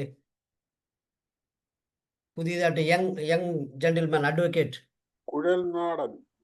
yes Kuzhalnadan, correct sir, Mathew Kuzhalnadan കുറേ കേസുകളിലെ വീണ വിജയൻ അഗേൻസ്റ്റ് ഒക്കെ എടുത്തിട്ടാണ്. അതുകൊണ്ടാണ് കുറേ കോടതിയിൽ മൂവ് ചെയ്തിരുന്നത്. Of course he could not succeed in that. But suo motu ഇൻഫർമേഷനിലാണ് മനോരമ പേപ്പറിന് നമ്മുടെ പയ്യൻ്റെ പേര് CM-ന്റെ മോൻ്റെ പേരൊക്കെ 2023 എന്തോ ഓൾറെഡി കിടക്കുമായിരുന്നു എന്നൊക്കെ പറഞ്ഞ് വന്നതൊക്കെ. സോ റൈറ്റ് ടു ഇൻഫർമേഷൻ ആക്ടിനെ ആദ്യത്തെ ground level messages will be published in their own website. അതായത് ബേസിക് ഇൻഫർമേഷൻസ് എല്ലാം കൊടുക്കുക. അല്ലെങ്കിൽ ഈ എത്ര റൈറ്റ് ടു ഇൻഫർമേഷൻ ക്വസ്റ്റ്യൻസ് ഒരുപാട് വരുമെന്ന് ആർക്കും അറിഞ്ഞൂടാ. പിന്നെ number 2, the challenges of government is right to information ആക്ടിന്റെ പ്രകാരം കുറെ ചോദ്യങ്ങൾ വന്നാലും അതിന് ഹാൻഡിൽ ചെയ്യാൻ സെപ്പറേറ്റ് ഒരു ഓഫീസറെ ഡെസിഗ്നേറ്റ് ചെയ്തിട്ടുണ്ടെങ്കിലും അദ്ദേഹത്തിന് സെക്കൻഡറി ഡ്യൂട്ടി ആയിട്ടാണ് കൊടുത്തിരിക്കുന്നത്. ഇതിന് സ്പെഷ്യലൈസ്ഡ് ഓഫീസേഴ്സ് അല്ലെ റിക്രൂട്ടഡ് ഓഫീസേഴ്സ് ഇല്ല. So the particular person or particular department is overloaded. 2 ചോദ്യം വന്നാൽ ഉത്തരം പറയാം, പക്ഷെ 15ഉം 20ഉം 50ഉം ചോദ്യം ഒരു മാസത്തിനകത്ത് വന്നിരുന്നാൽ ഈ ഒരു മാസത്തിനകത്ത് അത്രയും അവരുടെ ഡേ ടു ഡേ പണി ചെയ്യുകയും ചെയ്യണം. അല്ലാതെ ഇത്രയും ഉത്തരങ്ങൾ അവർ കണ്ടെത്തണം. ഈ ഉത്തരമെല്ലാം കമ്പ്യൂട്ടറിൽ ഒറ്റ ക്ലിക്കിന് ചിലപ്പം കിട്ടിയില്ല എന്ന് വരും. ലാസ്റ്റ് 1.5 മാസം കൊണ്ട് എത്ര റേഷൻ 16 ഡിസ്ട്രിക്റ്റിലും കൊടുത്തു എന്ന് പറഞ്ഞു കഴിഞ്ഞാൽ അവർ മാസങ്ങളോട് ഇരുന്ന് റിപ്പോർട്ട് ഇത് കമ്പൈൽ ചെയ്താണ് കൊടുക്കുന്നത്. അപ്പോൾ 10 ദിവസം 20 ദിവസം എടുക്കും. ഇതിനെല്ലാം ഓടി നടക്കുന്നതിന് സ്പെഷ്യലൈസ്ഡ് അഡീഷണൽ ഫോഴ്സസ് അല്ലെങ്കിൽ additional manpower government of കേരളയിലോ ഗവൺമെന്റ് ഓഫ് ഇന്ത്യയിലോ അല്ല ഗവൺമെന്റ് ഓഫ് എനി സ്റ്റേറ്റിലോ അഡീഷണൽ ആയിട്ട് കൊടുത്തിട്ടുള്ളതായിട്ട് ഒരു സ്ഥലത്തും പറയുന്നില്ല. They are been overtaxed the more you question. ഇതല്ലാതെ ഒരു സ്ഥലത്ത് ഞാൻ ഒരു പോയിന്റ് വിട്ടുപോയ ഒരു പോയിന്റ് പറഞ്ഞുതരാം. ഇൻ കേസ് ഹ്യൂമൻ ലൈഫിന് ത്രെട്ട് ഉണ്ടെങ്കിൽ ഈ റൈറ്റ് ടു ഇൻഫർമേഷൻ ആക്ടിന്റെ റിപ്ലൈ 48 hours കൊടുക്കണം. 48 മണിക്കൂറിനകത്ത് in case if the authority feels that there is a threat to life of a human or citizen 48 hours കൊടുക്കണം. പിന്നെ അടുത്ത ഒരു ചോദ്യം കൂടെ നോർമലി ആരും ചോദിക്കാത്ത ഒരു ചോദ്യം കൂടെ പറഞ്ഞു. ഈ 48 hours കൊടുക്കുമ്പോൾ 48 ഞാൻ കൊടുത്ത ക്വസ്റ്റ്യൻ കൊടുത്ത സ്ഥലം റോങ് ഡിപ്പാർട്ട്മെന്റ് ആണ്, റൈറ്റ് ഡിപ്പാർട്ട്മെന്റ് അല്ല. അങ്ങനെ ആകുമ്പോൾ എനിക്ക് ലൈഫ് ത്രെട്ട് ഉണ്ട്, 48 hours എങ്ങനെ പോസിബിൾ? ഇല്ല, അത് 5 days + 48 hours ആയിട്ട് കൗണ്ട് ചെയ്യും. So unless if it is a heavy threat, you have to find out the right department and ask the question, or else the question will be answered 5 days additionally consumed. Means after consumption of additional 5 days only you will be able to get the answer. 5 + 2 7 days എടുക്കും. ഇതാണ് ഞാൻ ഷോർട്ടറായിട്ട് എൻ്റെ മെമ്മറിക്കകത്തിരുന്ന് കുറേ points പറഞ്ഞിരുന്നത്. ഇനി നമുക്ക് വേണമെങ്കിൽ ഒരു 10 minute ക്വസ്റ്റ്യൻ ആൻസർ ഏരിയയായിട്ട് ചോദിക്കാം. ചോദിച്ചു കഴിഞ്ഞാൽ നമുക്കത് വേണമെങ്കിൽ But the best part is you are not required to give any reason for asking any question on RTI. അതാണ് എനിക്ക് ഏറ്റവും ഇഷ്ടപ്പെട്ട ഒരു ചോദ്യമാണ്. സോ കേരളത്തിനകത്ത് separately Kerala right to information regulation fee and cost rules 2006 അതിന് ഒരു ഇതൊന്ന് 4 പേജോ 5 പേജാണ് ആ റൂൾസ് ഉള്ളത്. അതിനെ ലാസ്റ്റിൽ ഒരു അപ്പൻഡിക്സ് പറഞ്ഞിരിക്കുന്നു. അതിനകത്ത് വളരെ സിമ്പിളറാണ്. ക്വസ്റ്റ്യൻ ഈസ് നമ്മുടെ RTI ചോദ്യം ചോദിക്കാൻ state public information officer or name of the officer or institution with address your full name of the applicant address particulars of the information required year to which the information pertains means 20 വർഷം കടന്നില്ല എന്ന് ചോദിക്കാൻ ഏത് വർഷത്തിൻ്റെയാണ് other relevant reference എന്തെങ്കിലും ഉണ്ടെങ്കിൽ ആപ്ലിക്കേഷനിൽ ഒപ്പിടുക, 10 രൂപയുടെ revenue stamp ഒട്ടിക്കുക, കൊടുത്താൽ മതി. കാര്യങ്ങൾ യു വിൽ ഗെറ്റ് ഇറ്റ്.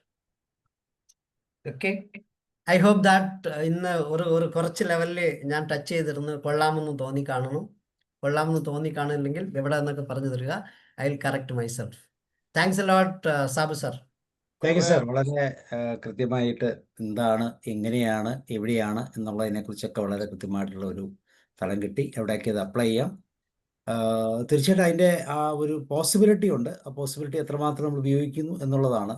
പലപ്പോഴും ചില റിപ്ലൈകളൊക്കെ ചിലപ്പം ഈ പറയുന്ന പോലെ നോ ഡാറ്റ എന്നൊക്കെ ആയിരിക്കാം. പക്ഷെ അതിനെ വീണ്ടും ചലഞ്ച് ചെയ്ത് മുന്നോട്ട് പോകാനുള്ള ഒരു കപ്പാസിറ്റി നമ്മൾ ഡെവലപ്പ് ചെയ്താൽ തീർച്ചയായിട്ടും അത് കറക്റ്റായിട്ടുള്ള ഇൻഫർമേഷനിലേക്ക് എത്തും. ഇത് ഒത്തിരിയും പ്രയോജനകരമായ ഇൻഫർമേഷൻസ് ആണ്. അത് തന്നെയല്ല, അഴിമതികളൊക്കെ കുറയ്ക്കാനുള്ള ഒരു വലിയ മാർഗവും കൂടിയാണ് എന്നുള്ളത് വളരെ സത്യമാണ്. ഓക്കെ, ജോർജ് സാർ ഒന്ന് പറയാൻ റെഡി ആയിട്ടുണ്ടോ? പറയും. Thank you sir, Sabu sir. Hi ജോണഗോ സർ, ഒത്തിരി നാളുകൾക്ക് ശേഷം സാറിനെ കാണാൻ കഴിഞ്ഞു. ഒത്തിരി സന്തോഷം, ഒത്തിരി വിവരങ്ങൾ കിട്ടി. സാറേ, ഈ RTI ആക്ട് ഞാനിങ്ങനെ കരുതും, പലപ്പോഴും ഞാൻ ഉപയോഗിച്ചിട്ടുണ്ട്. 53 അല്ലെ 55 58 ആമത്തെ വർഷത്തിൽ നമുക്ക് പൗരന് കിട്ടിയ ഏറ്റവും വലിയ സ്വാതന്ത്ര്യം എന്ന് ഞാനതിനെ കണക്കാക്കിയിട്ടുണ്ട്. ഇത് സാറ് പറഞ്ഞ പോലെ പലപ്പോഴും ഇത് ദുരുപയോഗത്തിൻ്റെ ഒരു വശം ഉണ്ടായിട്ടുണ്ട്. ആ ഓഫീസർക്ക് ഒരു പണി കൊടുക്കാമെന്നും പറഞ്ഞ് ഒരു 5-10 പേര് പലതരം ചോദ്യങ്ങൾ ചോദിച്ച് അവനക്കിട്ട് പണി കൊടുക്കാൻ വേണ്ടിയിട്ടാണ് ചോദിച്ചു. ഇയാൾക്കാണെങ്കിൽ 1 മാസത്തിനകം റിപ്ലൈ കൊടുക്കണമല്ലോ. ആ 29 ദിവസമേ അവർ റിപ്ലൈ തരുള്ളൂ. അതിന് വേണ്ടിയിട്ട് ഇങ്ങനെ ചെയ്തു പോയി. അപ്പോൾ ഒരിക്കൽ ഒരു BDO എന്നോട് പറയുക, എൻ്റെ അടുക്ക ഒരു തന്നെ കൊണ്ടുവന്ന് ഇങ്ങനെ ഒരു പണി വന്നു. ഞാൻ ഇതിനോട് ബന്ധപ്പെട്ട മുഴുവൻ ഫയലും തപ്പിയിട്ട് ഒരു 80 പേജോ 88 പേജ് എങ്ങാണ്ടുണ്ടായിരുന്നു. അതിന് മുഴുവൻ 3 രൂപ വെച്ച് ഫീസ് അടച്ചാലേ ഇത് തരാൻ പറ്റുള്ളൂ എന്ന് പറഞ്ഞു. അവനെ കൊണ്ട് ഫീസ് അടപ്പിച്ചു. ഞാൻ ഒരു പണി ഞാൻ അങ്ങനെ കൊടുത്തു. എൻ്റെ 2 വശവും ഇങ്ങനെ ഉണ്ട് എന്ന് പറയുക. സാറേ, എനിക്കൊരു ഡൗട്ട്. ഈ സ്റ്റേറ്റ് ഗവൺമെൻറ്റിന് നമ്മൾ ഇമെയിൽ അയച്ച് കൊടുക്കുകയാണെങ്കിൽ, ഇമെയിലിൽ കംപ്ലൈൻറ്റ് കൊടുക്കുകയാണെങ്കിൽ ഈ 10 രൂപ ഫീ എങ്ങനെയാണ് അയക്കുക? സാർ, 10 രൂപ ഫീ അയക്കാൻ സാർ എന്ത് ചെയ്യാമെന്ന് പറഞ്ഞാൽ, പോസ്റ്റൽ ഓർഡർ എടുത്തിട്ട് പോസ്റ്റൽ ഓർഡറിന്റെ കോപ്പി അതിനെ വെച്ചിട്ട് പോസ്റ്റൽ ഓർഡർ ഫിസിക്കലി പോസ്റ്റലിൽ അയച്ചു കൊടുക്കാം. പോസ്റ്റൽ ഓർഡർ വെച്ചിട്ട് സ്റ്റേറ്റ് ഗവൺമെന്റിന് പറ്റൂല എന്ന് പറഞ്ഞു. റവന്യൂ സ്റ്റാമ്പ് വെക്കണമെന്ന് പറഞ്ഞു അവർ. അങ്ങനെ ആകുമ്പോൾ റവന്യൂ സ്റ്റാമ്പ് വേറൊന്ന് സാർ ആ പർട്ടിക്കുലർ ഡിപ്പാർട്ട്മെന്റിലോട്ട് ഫിസിക്കലി ഹാൻഡ് ഓവർ ചെയ്യേണ്ടി വരും. അതല്ല, ട്രഷറിയിൽ കൊണ്ട് പൈസ അടച്ചിട്ട് അതിന്റെ റെസിപ്റ്റ് ഇതിനകത്ത് ഫാക്സ് മീൻസ് കോപ്പി വെച്ചാൽ മതി. ട്രഷറിയിൽ അടയ്ക്കാം. അതിനകത്ത് അക്കൗണ്ട് നമ്പർ 070 ആണ് കേരളത്തിന്. 070യും 600 അങ്ങനെ 2 സെക്ഷൻ ഉള്ളതായിട്ടാണ്, 2 അക്കൗണ്ട് ഉള്ളതായിട്ടാണ് എൻ്റെ ഓർമ്മ. ഞാൻ വേണമെങ്കിൽ പറഞ്ഞുതരാം. ഓർമ്മ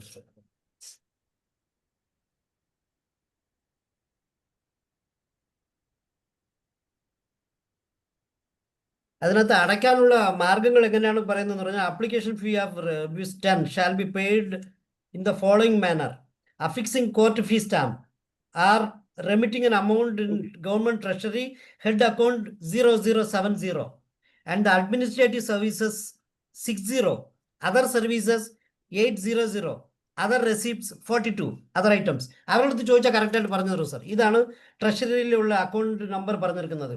ആർ ക്യാഷ് റെമിറ്റൻസ്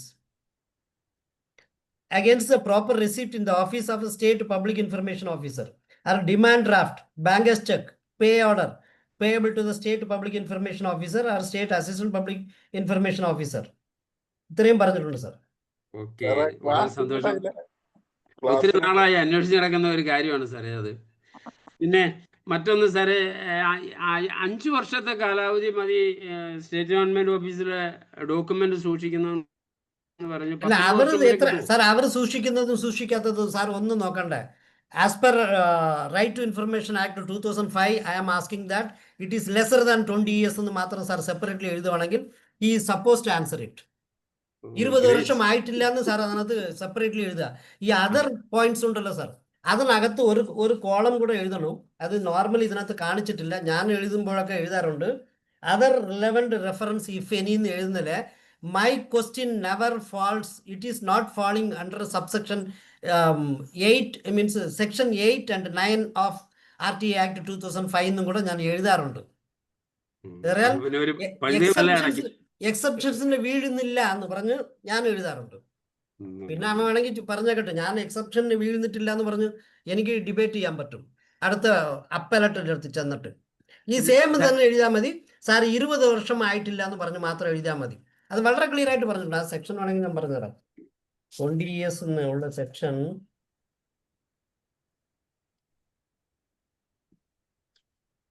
സാറേ ഇതിന്റെ ഇടയ്ക്ക് സാറേ ഈ റവന്യൂ സ്റ്റാമ്പ് എന്ന് പറഞ്ഞു, കോർട്ട് ഫീ സ്റ്റാമ്പ് അല്ലേ വേണ്ടേ? കോർട്ട് ഫീ സോറി സാർ, എൻ്റെ അത് പെട്ടെന്ന് മൈൻഡിൽ എൻ്റെ ഇതിലെല്ലാം ഒന്നായിട്ട് തോന്നിയത് കൊണ്ട് പറഞ്ഞതേ ഉള്ളൂ സാർ. 8.3 ഒരു സബ്ജക്ട് പറയാണ്, subject to the provision of clauses A, C and I of subsection 1, any information relating to any occurrence, event or matter which has taken place, occurred or happened 20 years before the date on which any request is made under section 6. Section 6 പ്രകാരമാണ് നമ്മൾ apply ചെയ്യുന്നത്. shall be provided to any person making a request under that section. അപ്പൊ 20 വർഷം വരെ ചോദിക്കാമെന്ന് പറഞ്ഞ് ഈ 8.3 പറഞ്ഞിട്ടുണ്ട്. അപ്പൊ അതും കൂടെ സാറിന് 5 വർഷം കഴിഞ്ഞെന്ന് അവൻ പറയുവാണെങ്കിൽ അടുത്ത് ക്ലിയർ ആയിട്ട് എഴുതി കൊടുക്കുക. മീൻസ് RTA ആക്ട് 2005 പ്രകാരം അതിന്റെ സെക്ഷൻ 8 സബ്സെക്ഷൻ 3 പ്രകാരം 20 വർഷം ആയില്ല എന്ന് ഞാൻ ഉറപ്പുവരുത്തുന്നു. എന്റെ ചോദ്യം ഏത് വർഷത്തിന്റെ ചോദ്യം എന്ന് പറയുന്നുണ്ട്, ഒരു ക്ലോസ് ഉണ്ട്. അപ്പം 2005 ആണ് അല്ലെങ്കിൽ 2012 ആണ്, ഇത്ര 20 വർഷം ആയില്ല എന്ന് ബ്രാക്കറ്റിനകത്ത് എഴുതി കൊടുക്കുക. ഓക്കെ, വളരെ നല്ല അവസരം. പിന്നെ സാറേ ഈ NGOസിനെ ഇവർ എന്റർടൈൻ ചെയ്യേണ്ടതെന്നാണ്, അങ്ങനെ ഉണ്ടോ? NGOs ചോദ്യം ചോദിക്കരുതെന്നാണോ സാർ? അല്ല, ചോദിക്കരുതെന്നാണോ? അതെ സാർ, ഇത് ഇൻഡിവിജ്വൽ സിറ്റിസനാണ് പറയുന്നത്. NGO ചോദിക്കാൻ പറ്റത്തില്ല. സാർ ഒരു ഓർഗനൈസേഷന്റെ പ്രസിഡന്റ് ആണ്, പക്ഷെ അപ്ലൈ ചെയ്യുമ്പോൾ സാർ ജോർജ് VP സാറിന് വീട്ടഡ്രസ് കൊടുക്കും, കാര്യം കഴിഞ്ഞു. അല്ലാതെ സന്നദ്ധ സംഘടനയുടെ പേരിൽ അയക്കാറില്ല, പേരിൽ അയക്കാൻ ഒക്കില്ല. ഇത് റൈറ്റ് ടു ഇൻഫർമേഷൻ ആക്ട് സിറ്റിസണിന് വേണ്ടി തന്ന ഒന്നാണ്. അത് വളരെ ക്ലിയർ ആയിട്ട് പറഞ്ഞിരിക്കുകയാണ്. ഓക്കെ സാറേ, ഒത്തിരി സന്തോഷം, ഒത്തിരി സന്തോഷം. ഒത്തിരി വിവരങ്ങൾ കിട്ടി, ഒത്തിരി നാളായി കാത്തിരുന്ന ഒരു കാര്യമാണ്. Thank you so much. ഇത് സിമ്പിൾ ആയിട്ട് എടുക്കാൻ ഉദ്ദേശിച്ചാണ് സാർ ഇന്ന് റൈറ്റ് ടു ഇൻഫർമേഷൻ എടുത്തത്. നമുക്ക് അല്ലെങ്കിൽ കുറച്ചുകൂടെ നല്ല ടോപ്പിക്കുകൾ ഇനിയും വരുന്നുണ്ട് സാർ. ലീഗൽ ഏരിയയിൽ അടിച്ചു പൊളിച്ച് നമുക്ക് മുമ്പോട്ട് പോവാം. സാബു സാറിനുള്ള കാലത്തോളം നമുക്ക് ഡെസിമിനേഷൻ ഓഫ് നോളജ് ഒരുപാട് ചെയ്യാം സാർ. സാറോട് പറയും. ജോഷ് സാർ പറയും. Josh sir. സാറേ എനിക്ക് ഈ വിഷയത്തിലുള്ളൊരു സംശയമല്ല, മറിച്ച് ഈ RTA ആക്ട് വരുമ്പോൾ ഒരു വലിയ സംഭവമായി അവതരിപ്പിച്ചിരുന്നു. ഇപ്പൊ മുമ്പേ പറഞ്ഞതുപോലെ നമുക്ക് ലഭിച്ച ഒരു വലിയ അവകാശം എന്നുള്ള നിലയിലാണ്. എന്നാൽ പിന്നീട് ഇത് എത്ര പ്രാവശ്യം ഇതിൻ്റെ അകത്ത് ഈ അവകാശത്തിലെ വെട്ടിക്കുറവുകൾ വരുത്തിയിട്ടുണ്ട്. ഒന്നത്. രണ്ടാമത് ഇപ്പം ഏറ്റവും ലേറ്റസ്റ്റ് ആയിട്ട് ഈ വ്യക്തി വിവരങ്ങളൊന്നും ചോദിക്കാൻ പാടില്ല. ഇങ്ങനെ വന്നാൽ കുറെ കാലം കഴിയുമ്പോൾ ഇതിനെ വീണ്ടും ഇങ്ങനെ ചുരുക്കി കഴുത്തിന് പിടിച്ച് ഇതും ഒരു പ്രഹസനം പോലെ ഇപ്പൊ തന്നെ ഇതിനെ മറികടക്കാനായിട്ടുള്ള പല വഴികൾ ഇവര് കണ്ടുപിടിക്കുന്നുണ്ട്. എന്ന് പറഞ്ഞതുപോലെ ഇത് പിന്നീട് ഇതും അങ്ങനെ ഒരു വീരചരമം പ്രാപിക്കുമോ? സാറിന് അതിനെ കുറിച്ചുള്ള നിരീക്ഷണം വല്ലതും ഉണ്ടോ? സാർ, ഉറപ്പായിട്ട് RTA ആക്ട് ഗവൺമെന്റിനെ ഒരിക്കലും ഒരു സ്ഥലത്തും സപ്പോർട്ട് ചെയ്യുന്നില്ല. പിന്നെ വ്യക്തിപരമായ ചോദ്യങ്ങൾ ചോദിക്കരുതെന്ന് പറയുന്നത് തന്നെയാണ് ഞാൻ പറഞ്ഞ 8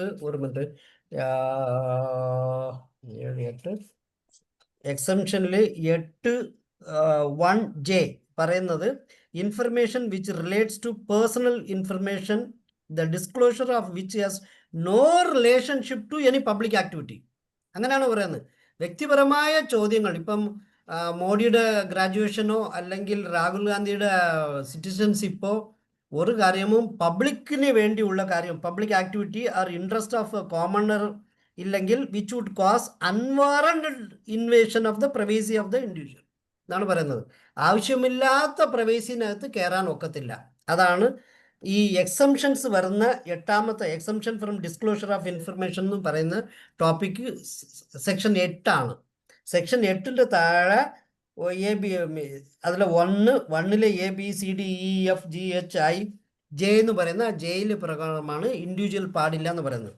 പിന്നെ നമ്പർ ഫസ്റ്റ് സാർ എടുക്കുകയാണെങ്കിൽ റൈറ്റ് ടു ഇൻഫർമേഷൻ ആക്ടിൽ ആദ്യം പറയുന്നത് an act to provide setting out practical regime to right to information for citizen to secure access to information under the control of public authorities. Public authorities ആണ് ഉദ്ദേശിക്കുന്നത്.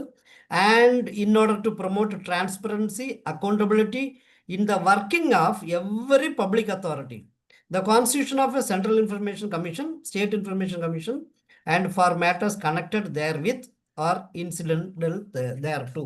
അപ്പം public authority ജനങ്ങൾക്ക് വേണ്ടി work ചെയ്യുന്ന ഒരു public എന്ന് പറയുന്ന ഒരു സാധനങ്ങളിലെല്ലാം എവിടെ വേണമെങ്കിലും ചോദ്യം ചോദിക്കാം.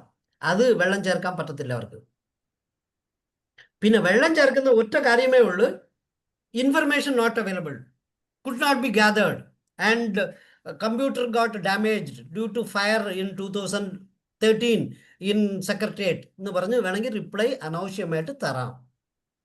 ആ തരുന്നതിൽ അതിലെ ഒരു ക്ലാരിഫിക്കേഷൻ, അതായത് പബ്ലിക് ഇൻട്രസ്റ്റിനാണെങ്കിൽ ചോദിക്കാവുന്നതാണോ പറഞ്ഞത്? അതെ. അപ്പൊ അങ്ങനെയാണെങ്കിൽ ഈ പറഞ്ഞ കാര്യം, ഈ മോഡിക്ക് ഗ്രാജുവേഷൻ ഉണ്ടോ, ഒരു പബ്ലിക് ഇൻട്രസ്റ്റ് ചോദിക്കാൻ പറ്റൂലേ? അത് പബ്ലിക് അല്ലല്ലോ സർ. അത് മോഡിയുടെ ഗ്രാജുവേഷൻ ഉണ്ടെങ്കിലും ഇല്ലെങ്കിലും അങ്ങേരുടെ ഭരണത്തിന് ഒന്നും അത് ബാധിക്കുന്ന ഒരു ചോദ്യമല്ല. സാറിനും എന്നെയും അത് ബാധിക്കുന്ന ഒരു ചോദ്യമായിട്ട് അവർക്ക് തോന്നിയിട്ടില്ല.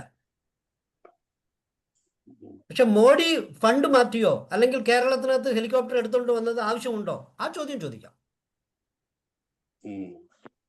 അങ്ങനത്തെ മീൻസ് അത് ഇൻഡിവിജ്വൽ പ്രവേശിക്കാത്ത, അവരും ബേസിക്കലി ഹ്യൂമൻ അല്ലേ സാർ. അവരുടെ പ്രവേശിനകത്ത് നമ്മൾ കയറാൻ പാടില്ല, എനിബഡി. അതാണ് അവർ ഉദ്ദേശിച്ചിരിക്കുന്നത്.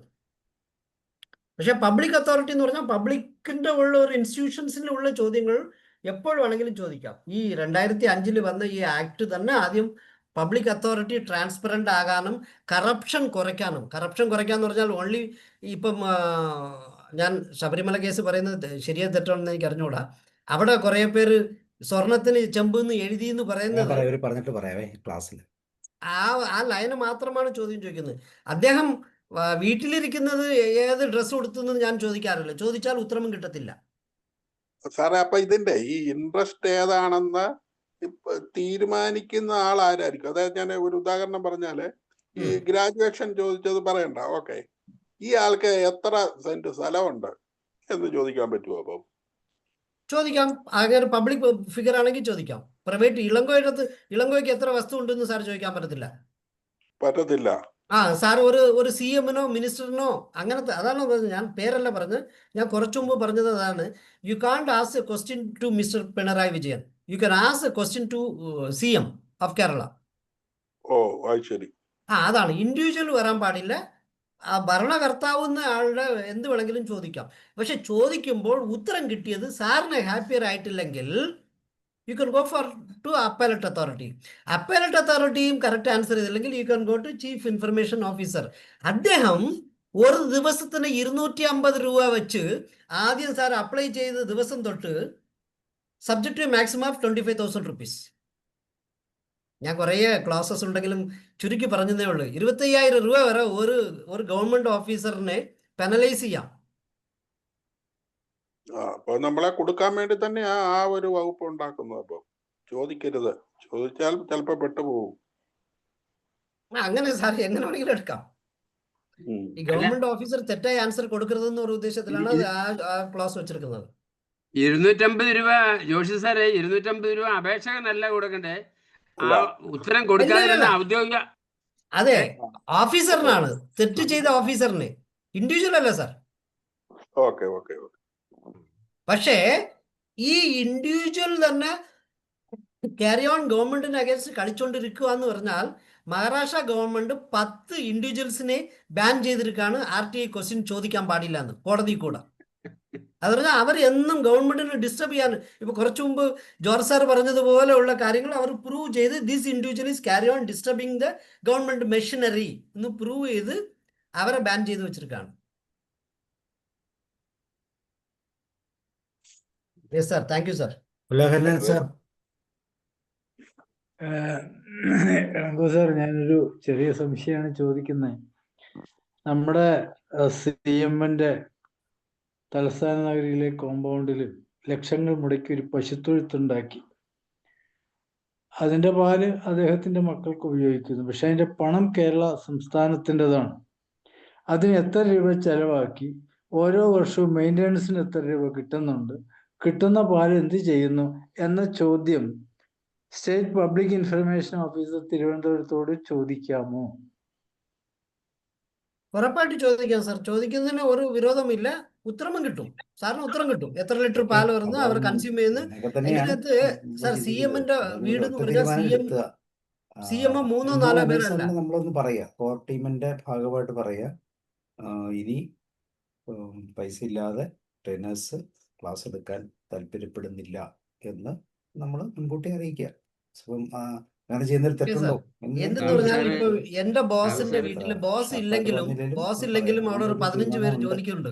അപ്പൊ അതിനെക്കുറിച്ച് സാർ എന്താണ് എന്റെ പറയുന്നത്? ബോസിന്റെ വീട്ടില് 15 പേരാണെങ്കിൽ CMന്റെ വീട്ടിൽ എത്ര പേര് ഇരിക്കുമെന്നാണ് ഞാൻ ആലോചിക്കുന്നത്. അതുകൊണ്ട് it is been consumed with all the parties who are there എന്ന് പറഞ്ഞു കഴിഞ്ഞാൽ അത് a privilege you are giving to your CM sir. സാറിന്റെ ചീഫ് മിനിസ്റ്ററിന് കുറെ കാറുകളൊക്കെ കൊടുത്തിട്ട് ഇരുന്നോളൂ ഞങ്ങൾക്ക് പണിയെടുക്കുന്നു സാറല്ലേ പറഞ്ഞു കൊടുക്കുന്നത്. അവരായിട്ട് ആഗ്രഹിച്ചതല്ല. സാറാണ് എനിക്ക് നീയാണ് CM, പ്രൊട്ടക്ഷൻ വാങ്ങിച്ചോളൂ, ഒരു 1-2 ജീപ്പ് വെച്ചോളൂ, കുറെ പോലീസ് വെച്ചോളൂ, കുറെ ഇത് വെച്ചോളൂ. ഇതെല്ലാം പൊതുജനങ്ങൾ കൊടുത്ത ഒരു പ്രിവിലേജ് ആണ്.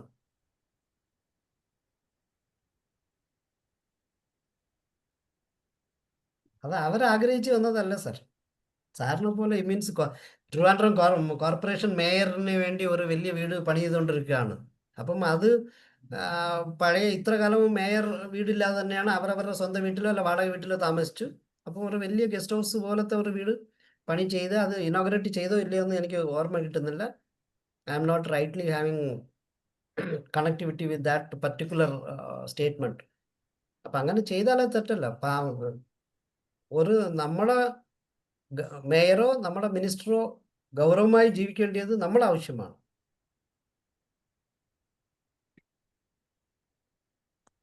Okay sir, thank you sir. ഉത്തരം കിട്ടുമോ ഇല്ലയോ എന്നുള്ളത് ചോദ്യമായിട്ട് ചെല്ലുമ്പോ അറിയാം. അതെ അതെ അതെ അതെ അതെ അതെ അതെ. അല്ല, ഉത്തരം കിട്ടിയേ പറ്റത്തുള്ളൂ എന്ന് സാർ ഇവിടെ വരെ പോവാണെങ്കിൽ കിട്ടും.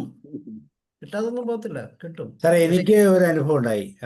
ഞാന് എനിക്ക് തോന്നുന്നു 2000-ലാണ് PGയുടെ ഒരു മാർക്കറ്റിംഗ് മാനേജ് പോണ്ടിച്ചേരി യൂണിവേഴ്സിറ്റിയിൽ നിന്ന് ഒരു PG പാസ്സായത്.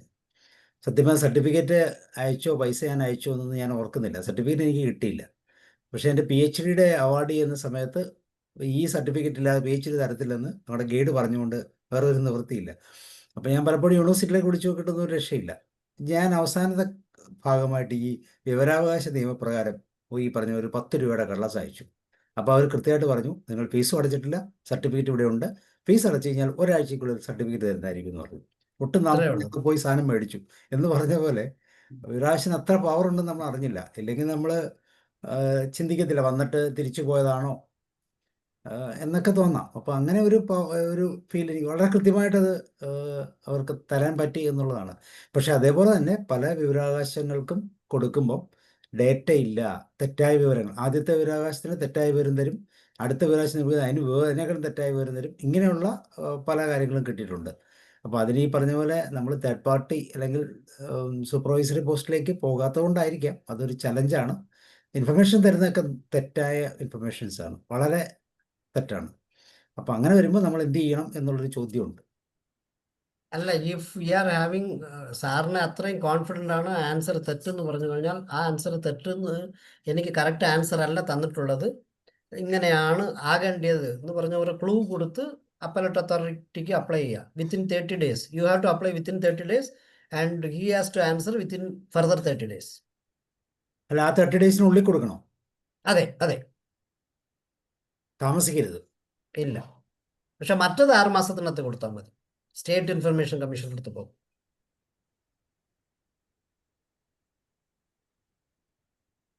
അങ്ങനെയാണെന്നാണ് എൻ്റെ ഓർമ്മ. ഞാൻ ഓക്കെ, ഇനി വേറെ ആർക്കെങ്കിലും എന്തെങ്കിലും ഷെയർ ചെയ്യാനുണ്ടോ? ഇതിനെക്കുറിച്ച് എന്തെങ്കിലും വിവരങ്ങൾ ചോദിക്കാനുണ്ടോ? ഒരു ക്വസ്റ്റ്യൻ. ആ, Yes, sir. please. അഡ്വക്കേറ്റ് ജനറലിന് ആ കക്ഷികൾക്ക് കൊടുക്കുന്ന നിർദ്ദേശങ്ങൾ തരാൻ പറ്റൂല എന്നാണ് അഡ്വക്കേറ്റ് ജനറലിന്റെ ഓഫീസിൽ വിവരാവശ്യം ചോദിച്ചാലും പറഞ്ഞത്. അതായത് ആർക്ക് കൊടുക്കുന്നു സർ? അത് അഡ്വക്കേറ്റ് ജനറലിന്റെ അടുത്ത് ആ ഗവൺമെന്റ് ഡിപ്പാർട്ട്മെന്റിലേക്ക് നിർദ്ദേശങ്ങൾ കൊടുക്കുന്നത് തരാൻ പറ്റില്ല എന്ന് പറഞ്ഞിട്ട് ഒരു റിപ്ലൈ വന്നു. ശരി. അപ്പൊ അവര് പറഞ്ഞിരിക്കുന്നത് വക്കീലിനോടും മറ്റേ കൊടുക്കുന്നത് വിവരങ്ങള് 81E പെടുന്നതാണെന്ന് പറഞ്ഞിട്ടാണ്, ഫിഡ്യൂഷ്യറി റിലേഷൻഷിപ്പ് പെടുന്നതാണെന്ന് പറഞ്ഞിട്ട് മറുപടി വന്നത്. അതെ. അപ്പോ അഡ്വക്കേറ്റ് ജനറൽ ഗവൺമെന്റ് ഓഫീസിലേക്കാണ് നിർദ്ദേശം കൊടുത്തിട്ടുള്ളത്. അപ്പൊ അത് അഡ്വക്കേറ്റ് ജനറലിന്റെ ഓഫീസിൽ നിന്നും വിവരാവശ്യപ്രകാരം ഈ എക്സെപ്ഷൻ പെടുന്നതാണോ? സാർ, അഡ്വക്കേറ്റ് ജനറലിന് ഫിഡ്യൂഷ്യറി റിലേഷൻഷിപ്പിന് ഇമ്മ്യൂണിറ്റി ഉണ്ട്. പക്ഷെ ഗവൺമെന്റ് ഓഫീസിന് ഉണ്ടോ എന്ന് ചോദിച്ചു കഴിഞ്ഞാൽ ഐ ഡൗട്ട് ഇറ്റ്. സാർ ഗവൺമെന്റിൽ ചോദിച്ചാൽ പോരെ? അല്ല, അഡ്വക്കേറ്റ് ജനറൽ എന്തൊക്കെയാണ് നിർദ്ദേശങ്ങൾ കൊടുക്കുന്നത് അത് അറിയേണ്ടിട്ട്. സാർ, വക്കീലിനെ ഞാൻ കുറച്ചു മുമ്പ് പറഞ്ഞു, എൻ്റെ ക്ലയൻറ്റ് ഒരു മർഡറാണ്. അദ്ദേഹം മർഡർ ചെയ്ത മെത്തഡോളജി ഫുള്ളും, അല്ലെങ്കിൽ എന്തുകൊണ്ട്, എങ്ങനെ ചെയ്തു, എങ്ങനെ പിടിച്ചു, എങ്ങനെ കൊന്നു എന്നൊക്കെ എല്ലാ കാര്യങ്ങളും പറഞ്ഞു തന്നിരിക്കുമ്പോൾ ഞാൻ റൈറ്റ്ലി ഡിഫെൻഡ് ചെയ്യാൻ വേണ്ടി എനിക്ക് ഫുൾ ഡേറ്റ തന്നാലും കോടതിയിൽ എൻ്റെ കക്ഷി കൊന്നിട്ടില്ല എന്ന് പറഞ്ഞ് എനിക്ക് പറയാനുള്ള അവകാശമുണ്ട്. അതിനുവേണ്ടി ഡിഫെൻഡ് ചെയ്യാനുള്ള അവകാശം ഈ പോയിന്റിലും തന്നിട്ടുണ്ട്. ഫിഡ്യൂഷ്യറി റിലേഷൻഷിപ്പ് എന്ന് പറഞ്ഞ് ഒരു പോയിന്റിൽ കൂടെ നമുക്ക് തന്നിട്ടുണ്ട്. അപ്പം ഇത് അഡ്വക്കേറ്റ് AG's ഓഫീസ് സാറിനെ വേണമെങ്കിൽ അത് പറയാം. എനിക്ക് ഞാൻ കൊടുക്കുന്ന ഗൈഡൻസ് ഒന്നും നിങ്ങൾക്ക് പറഞ്ഞു തരേണ്ട ആവശ്യമല്ല. പക്ഷെ ഗവൺമെന്റിന് എന്ത് ഇൻസ്ട്രക്ഷൻ കിട്ടി, അതിൽ നിങ്ങൾ എന്ത് ആക്ട് ചെയ്തു എന്ന് വേണമെങ്കിൽ സാർ ചോദിക്കാം.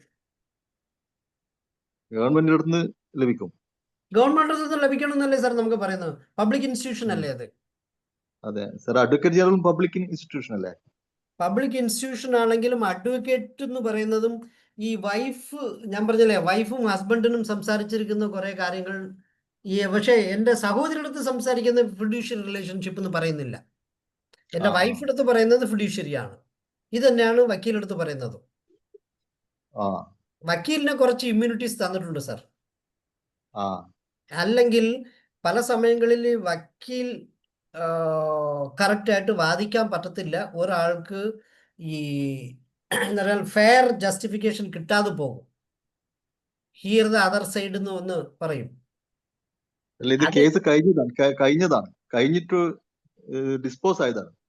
അല്ല, ഡിസ്പോസ് ആയതും അവർക്ക് AG's ഓഫീസ് കൊടുക്കാതിരിക്കാൻ പരമാവധി ശ്രമിക്കുന്ന സമയത്ത് ഇങ്ങനത്തെ ലൂപ്പ് ഹോൾ എടുക്കാൻ ചാൻസ് ഉണ്ട്. പക്ഷെ കോടതി അല്ല, ഇവിടെ മിനിസ്ട്രിയിൽ സാർ ചോദിച്ചാൽ അവർ ഉത്തരം തരേണ്ടി വരും. അതല്ലെങ്കിൽ ഒരു സ്ഥലം പറഞ്ഞിട്ടുണ്ട്, ഗവൺമെന്റ് സ്ട്രാറ്റജിക് പോയിന്റ്സ് ആണെങ്കിൽ കൊടുക്കേണ്ടതെന്ന്. 8 ഞാൻ പറഞ്ഞുതരാം. 8 എപ്പോഴാണ് സ്ട്രാറ്റജിക് പോയിന്റ്സ്?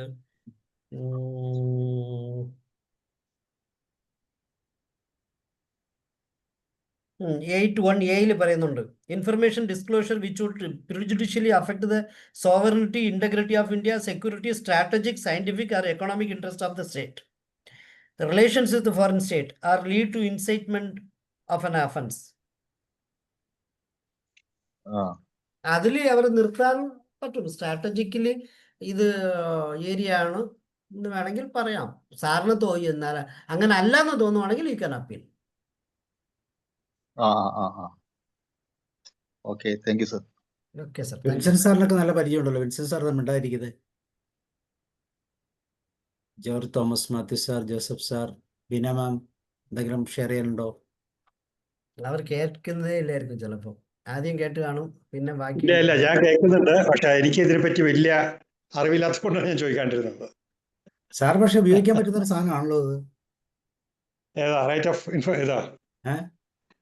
എൻ്റെ brother-in-law was A veteran in this. പുള്ളിക്കാരൻ അവിടുത്തെ ഒരു പൊളിറ്റീഷ്യൻ ടൈപ്പായിരുന്നു. അതുകൊണ്ട് he was doing all these things. എപ്പോഴും ഞാൻ കേൾക്കാറുണ്ട്, വിവരാവകാശ കമ്മീഷൻ എഴുതിയിട്ടുണ്ട്, അത് പ്രകാരം ഇതാണെന്നൊക്കെ പറഞ്ഞ് പുള്ളി പറയണത് ഞാൻ കേട്ടിട്ടുണ്ട്. പക്ഷെ അതിൽ കൂടുതൽ എനിക്ക് ഇതിനെപ്പറ്റി വലിയ പിടിപാടില്ല, അതുകൊണ്ടാണ് ഞാൻ മിണ്ടാണ്ടിരുന്നത്. Thank you. സോ ഇനി വേറെ ആർക്കെങ്കിലും എന്തെങ്കിലും ഷെയർ ചെയ്യണമെങ്കിൽ പറയാം, ഇല്ലെങ്കിൽ നമുക്ക് അതിൻ്റെ ചെയ്യാം. So thank you sir. Sir Yes, Bina ma'am. കേൾക്കുന്നുണ്ടോ? ഞങ്ങള് കേൾക്കണൊക്കെ ഉണ്ട് കേട്ടോ. പിന്നെ തന്നെ. വളരെ Thank you, ma'am. ക്ലിയർ ആയി പറയണോണ്ടാ ചോദിക്കാത്തത്. എനിക്കൊരു ചെറിയൊരു സംശയം ചോദിക്കാനുള്ളത്, ഈ ഡിപ്പാർട്ട്മെന്റ് മാറിയിട്ട് നമ്മൾ ചോദ്യം ചോദിച്ചാലേ അത് കിട്ടിയ ഡിപ്പാർട്ട്മെന്റ് തന്നെ റീഡയറക്ട് ചെയ്യോ, അതെയോ അത് തിരിച്ചു വന്നിട്ടാ പോവുക? ഇല്ല, തിരിച്ചു വരത്തില്ല. ഇപ്പോൾ മാഡം പോലീസ് ഡിപ്പാർട്ട്മെന്റിനെ കുറിച്ച് ചോദ്യം ചോദിക്കുന്നത് വാട്ടർ അതോറിറ്റിയിലോട്ട് കൊടുത്തെന്ന് വയ്ക്കുക. വാട്ടർ അതോറിറ്റിയുടെ ഡ്യൂട്ടിയാണ് പോലീസ് ഡിപ്പാർട്ട്മെന്റിലോട്ട് ഫോർവേഡ് ചെയ്യേണ്ടത്. ഫോർവേഡ് ചെയ്യുന്നതിന്റെ ഒപ്പം താങ്കൾക്ക് ഒരു ലെറ്റർ തരും. ഈ ലെറ്റർ ഞങ്ങൾ പോലീസ് ഡിപ്പാർട്ട്മെന്റിലേക്ക് കൊടുത്തിരിക്കുകയാണ്. പോലീസ് ഡിപ്പാർട്ട്മെന്റിൽ PAOയുടെ കോൺടാക്ട് ഡീറ്റെയിൽസും സാറിന് തരും, അല്ല മാഡത്തിന് തരും. ഇവിടെയാണ് കോൺടാക്ട് ചെയ്യേണ്ടത് എന്ന് പറഞ്ഞ് താങ്കൾക്ക് ഇതെല്ലാം തരും. ഞങ്ങളുടെ ഡിപ്പാർട്ട്മെന്റ് അല്ല, താങ്കൾ ചോദിച്ച ചോദ്യം പോലീസ് ഡിപ്പാർട്ട്മെന്റിൽ, മീൻസ് ഞാൻ എക്സാമ്പിൾ പറഞ്ഞതേ ഉള്ളൂ, അവരുമായിട്ട് കണക്റ്റഡ് ആണ്. ഞങ്ങൾ അങ്ങോട്ട് ഫോർവേഡ് ചെയ്ത് കൊടുത്തിരിക്കുകയാണ്. ഇനി താങ്കൾ ഞങ്ങളെ കോൺടാക്ട് ചെയ്യേണ്ട ആവശ്യമില്ല, എല്ലാം അവരെ കോൺടാക്ട് ചെയ്യുക. ഇതാണ് കോൺടാക്ട് ഡീറ്റെയിൽസ്. അതേപോലെ RTIയുടെ റിപ്ലൈ കിട്ടുമ്പോഴും താഴെ അപ്പലറ്റ് അതോറിറ്റി ആരെന്നും കൂടെ ഒരു ലൈൻ കാണും. നമുക്ക് കിട്ടുന്ന ആൻസറിന്റെ താഴെ അപ്പലറ്റ് അതോറിറ്റിയുടെ ഡീറ്റെയിൽസും കാണും. നമുക്ക് അതിനാണ് ഈ 5 days അധികം എടുക്കുന്നത് അല്ലേ? അതുകൊണ്ട് മതിയാവുമായിരിക്കും അല്ലേ? അതെ, മാക്സിമം 5 days അവർ വെച്ചിരിക്കുന്നത്. ഒരു ദിവസം, 1.5 ദിവസം, 2 ദിവസം കൊണ്ട് നടക്കുവാണെങ്കിലും ബൈ ചാൻസ് അവർക്ക് എന്തെങ്കിലും ഡിലേ വന്നാൽ അവർ ചോദ്യം ചോദിച്ച് അവരുടെ അടുത്ത് നിന്ന് പെനാൽറ്റി വാങ്ങിക്കാൽ പിന്നെ അവന്റെ മൊറാൽ ഡൗൺ ആവുമെന്ന് പറഞ്ഞാണ് ഇങ്ങനെ വെച്ചിരിക്കുന്നത്. താങ്ക് യു സർ, വളരെ വിവരങ്ങൾ തരുന്ന ഒരു ക്ലാസ് ആയിരുന്നു. Thank you very much. Thank you ma'am, thank you. So അപ്പൊ നമുക്ക് അതിന്റെ ചെയ്യാം അല്ലേ സാർ? അതെ, എന്താണോ വല്ല തിരക്കുകൊണ്ടാണോ ഇളങ്കോ സാറേ ഒരു മാറ്റം, അപ്പിയറൻസ് ഒക്കെ അതേ മാറാൻ തീരുമാനിച്ചോ? ഇല്ല സാർ, ഇല്ല ഇല്ല ഇല്ല, നാളെ സാറിന്റെ രാവിലെ. ഫാദർ മരിച്ചു അല്ലേ? അത് പറയൂ സാർ. അയ്യോ, അതെ സോറി അതെ. സോറി, അറിഞ്ഞില്ല. ഇന്ന് മിനിഞ്ഞാന്നമായിരുന്നു 16, മീൻസ് തേഴ്സ്ഡേ ആയിരുന്നു. അപ്പം ഇന്ന് ഞാൻ എല്ലാ വേഷവും ക്ലിയർ ചെയ്യും സാർ നാളെ രാവിലെ. Thank you sir, thank U. Sorry sir, sorry, അതേപ്പറ്റി ഒന്നും അറിഞ്ഞില്ല കേട്ടോ. കുഴപ്പമില്ല സാർ, ദൈവം എല്ലാവരെയും സഹായിക്കട്ടെ എന്ന് പ്രാർത്ഥിക്കാം. Thank you sir, thank you so much. Okay sir, okay. Okay, അപ്പൊ see you and good night. അപ്പം Thank you. see you everybody. Thank you, thanks a lot. Thank you.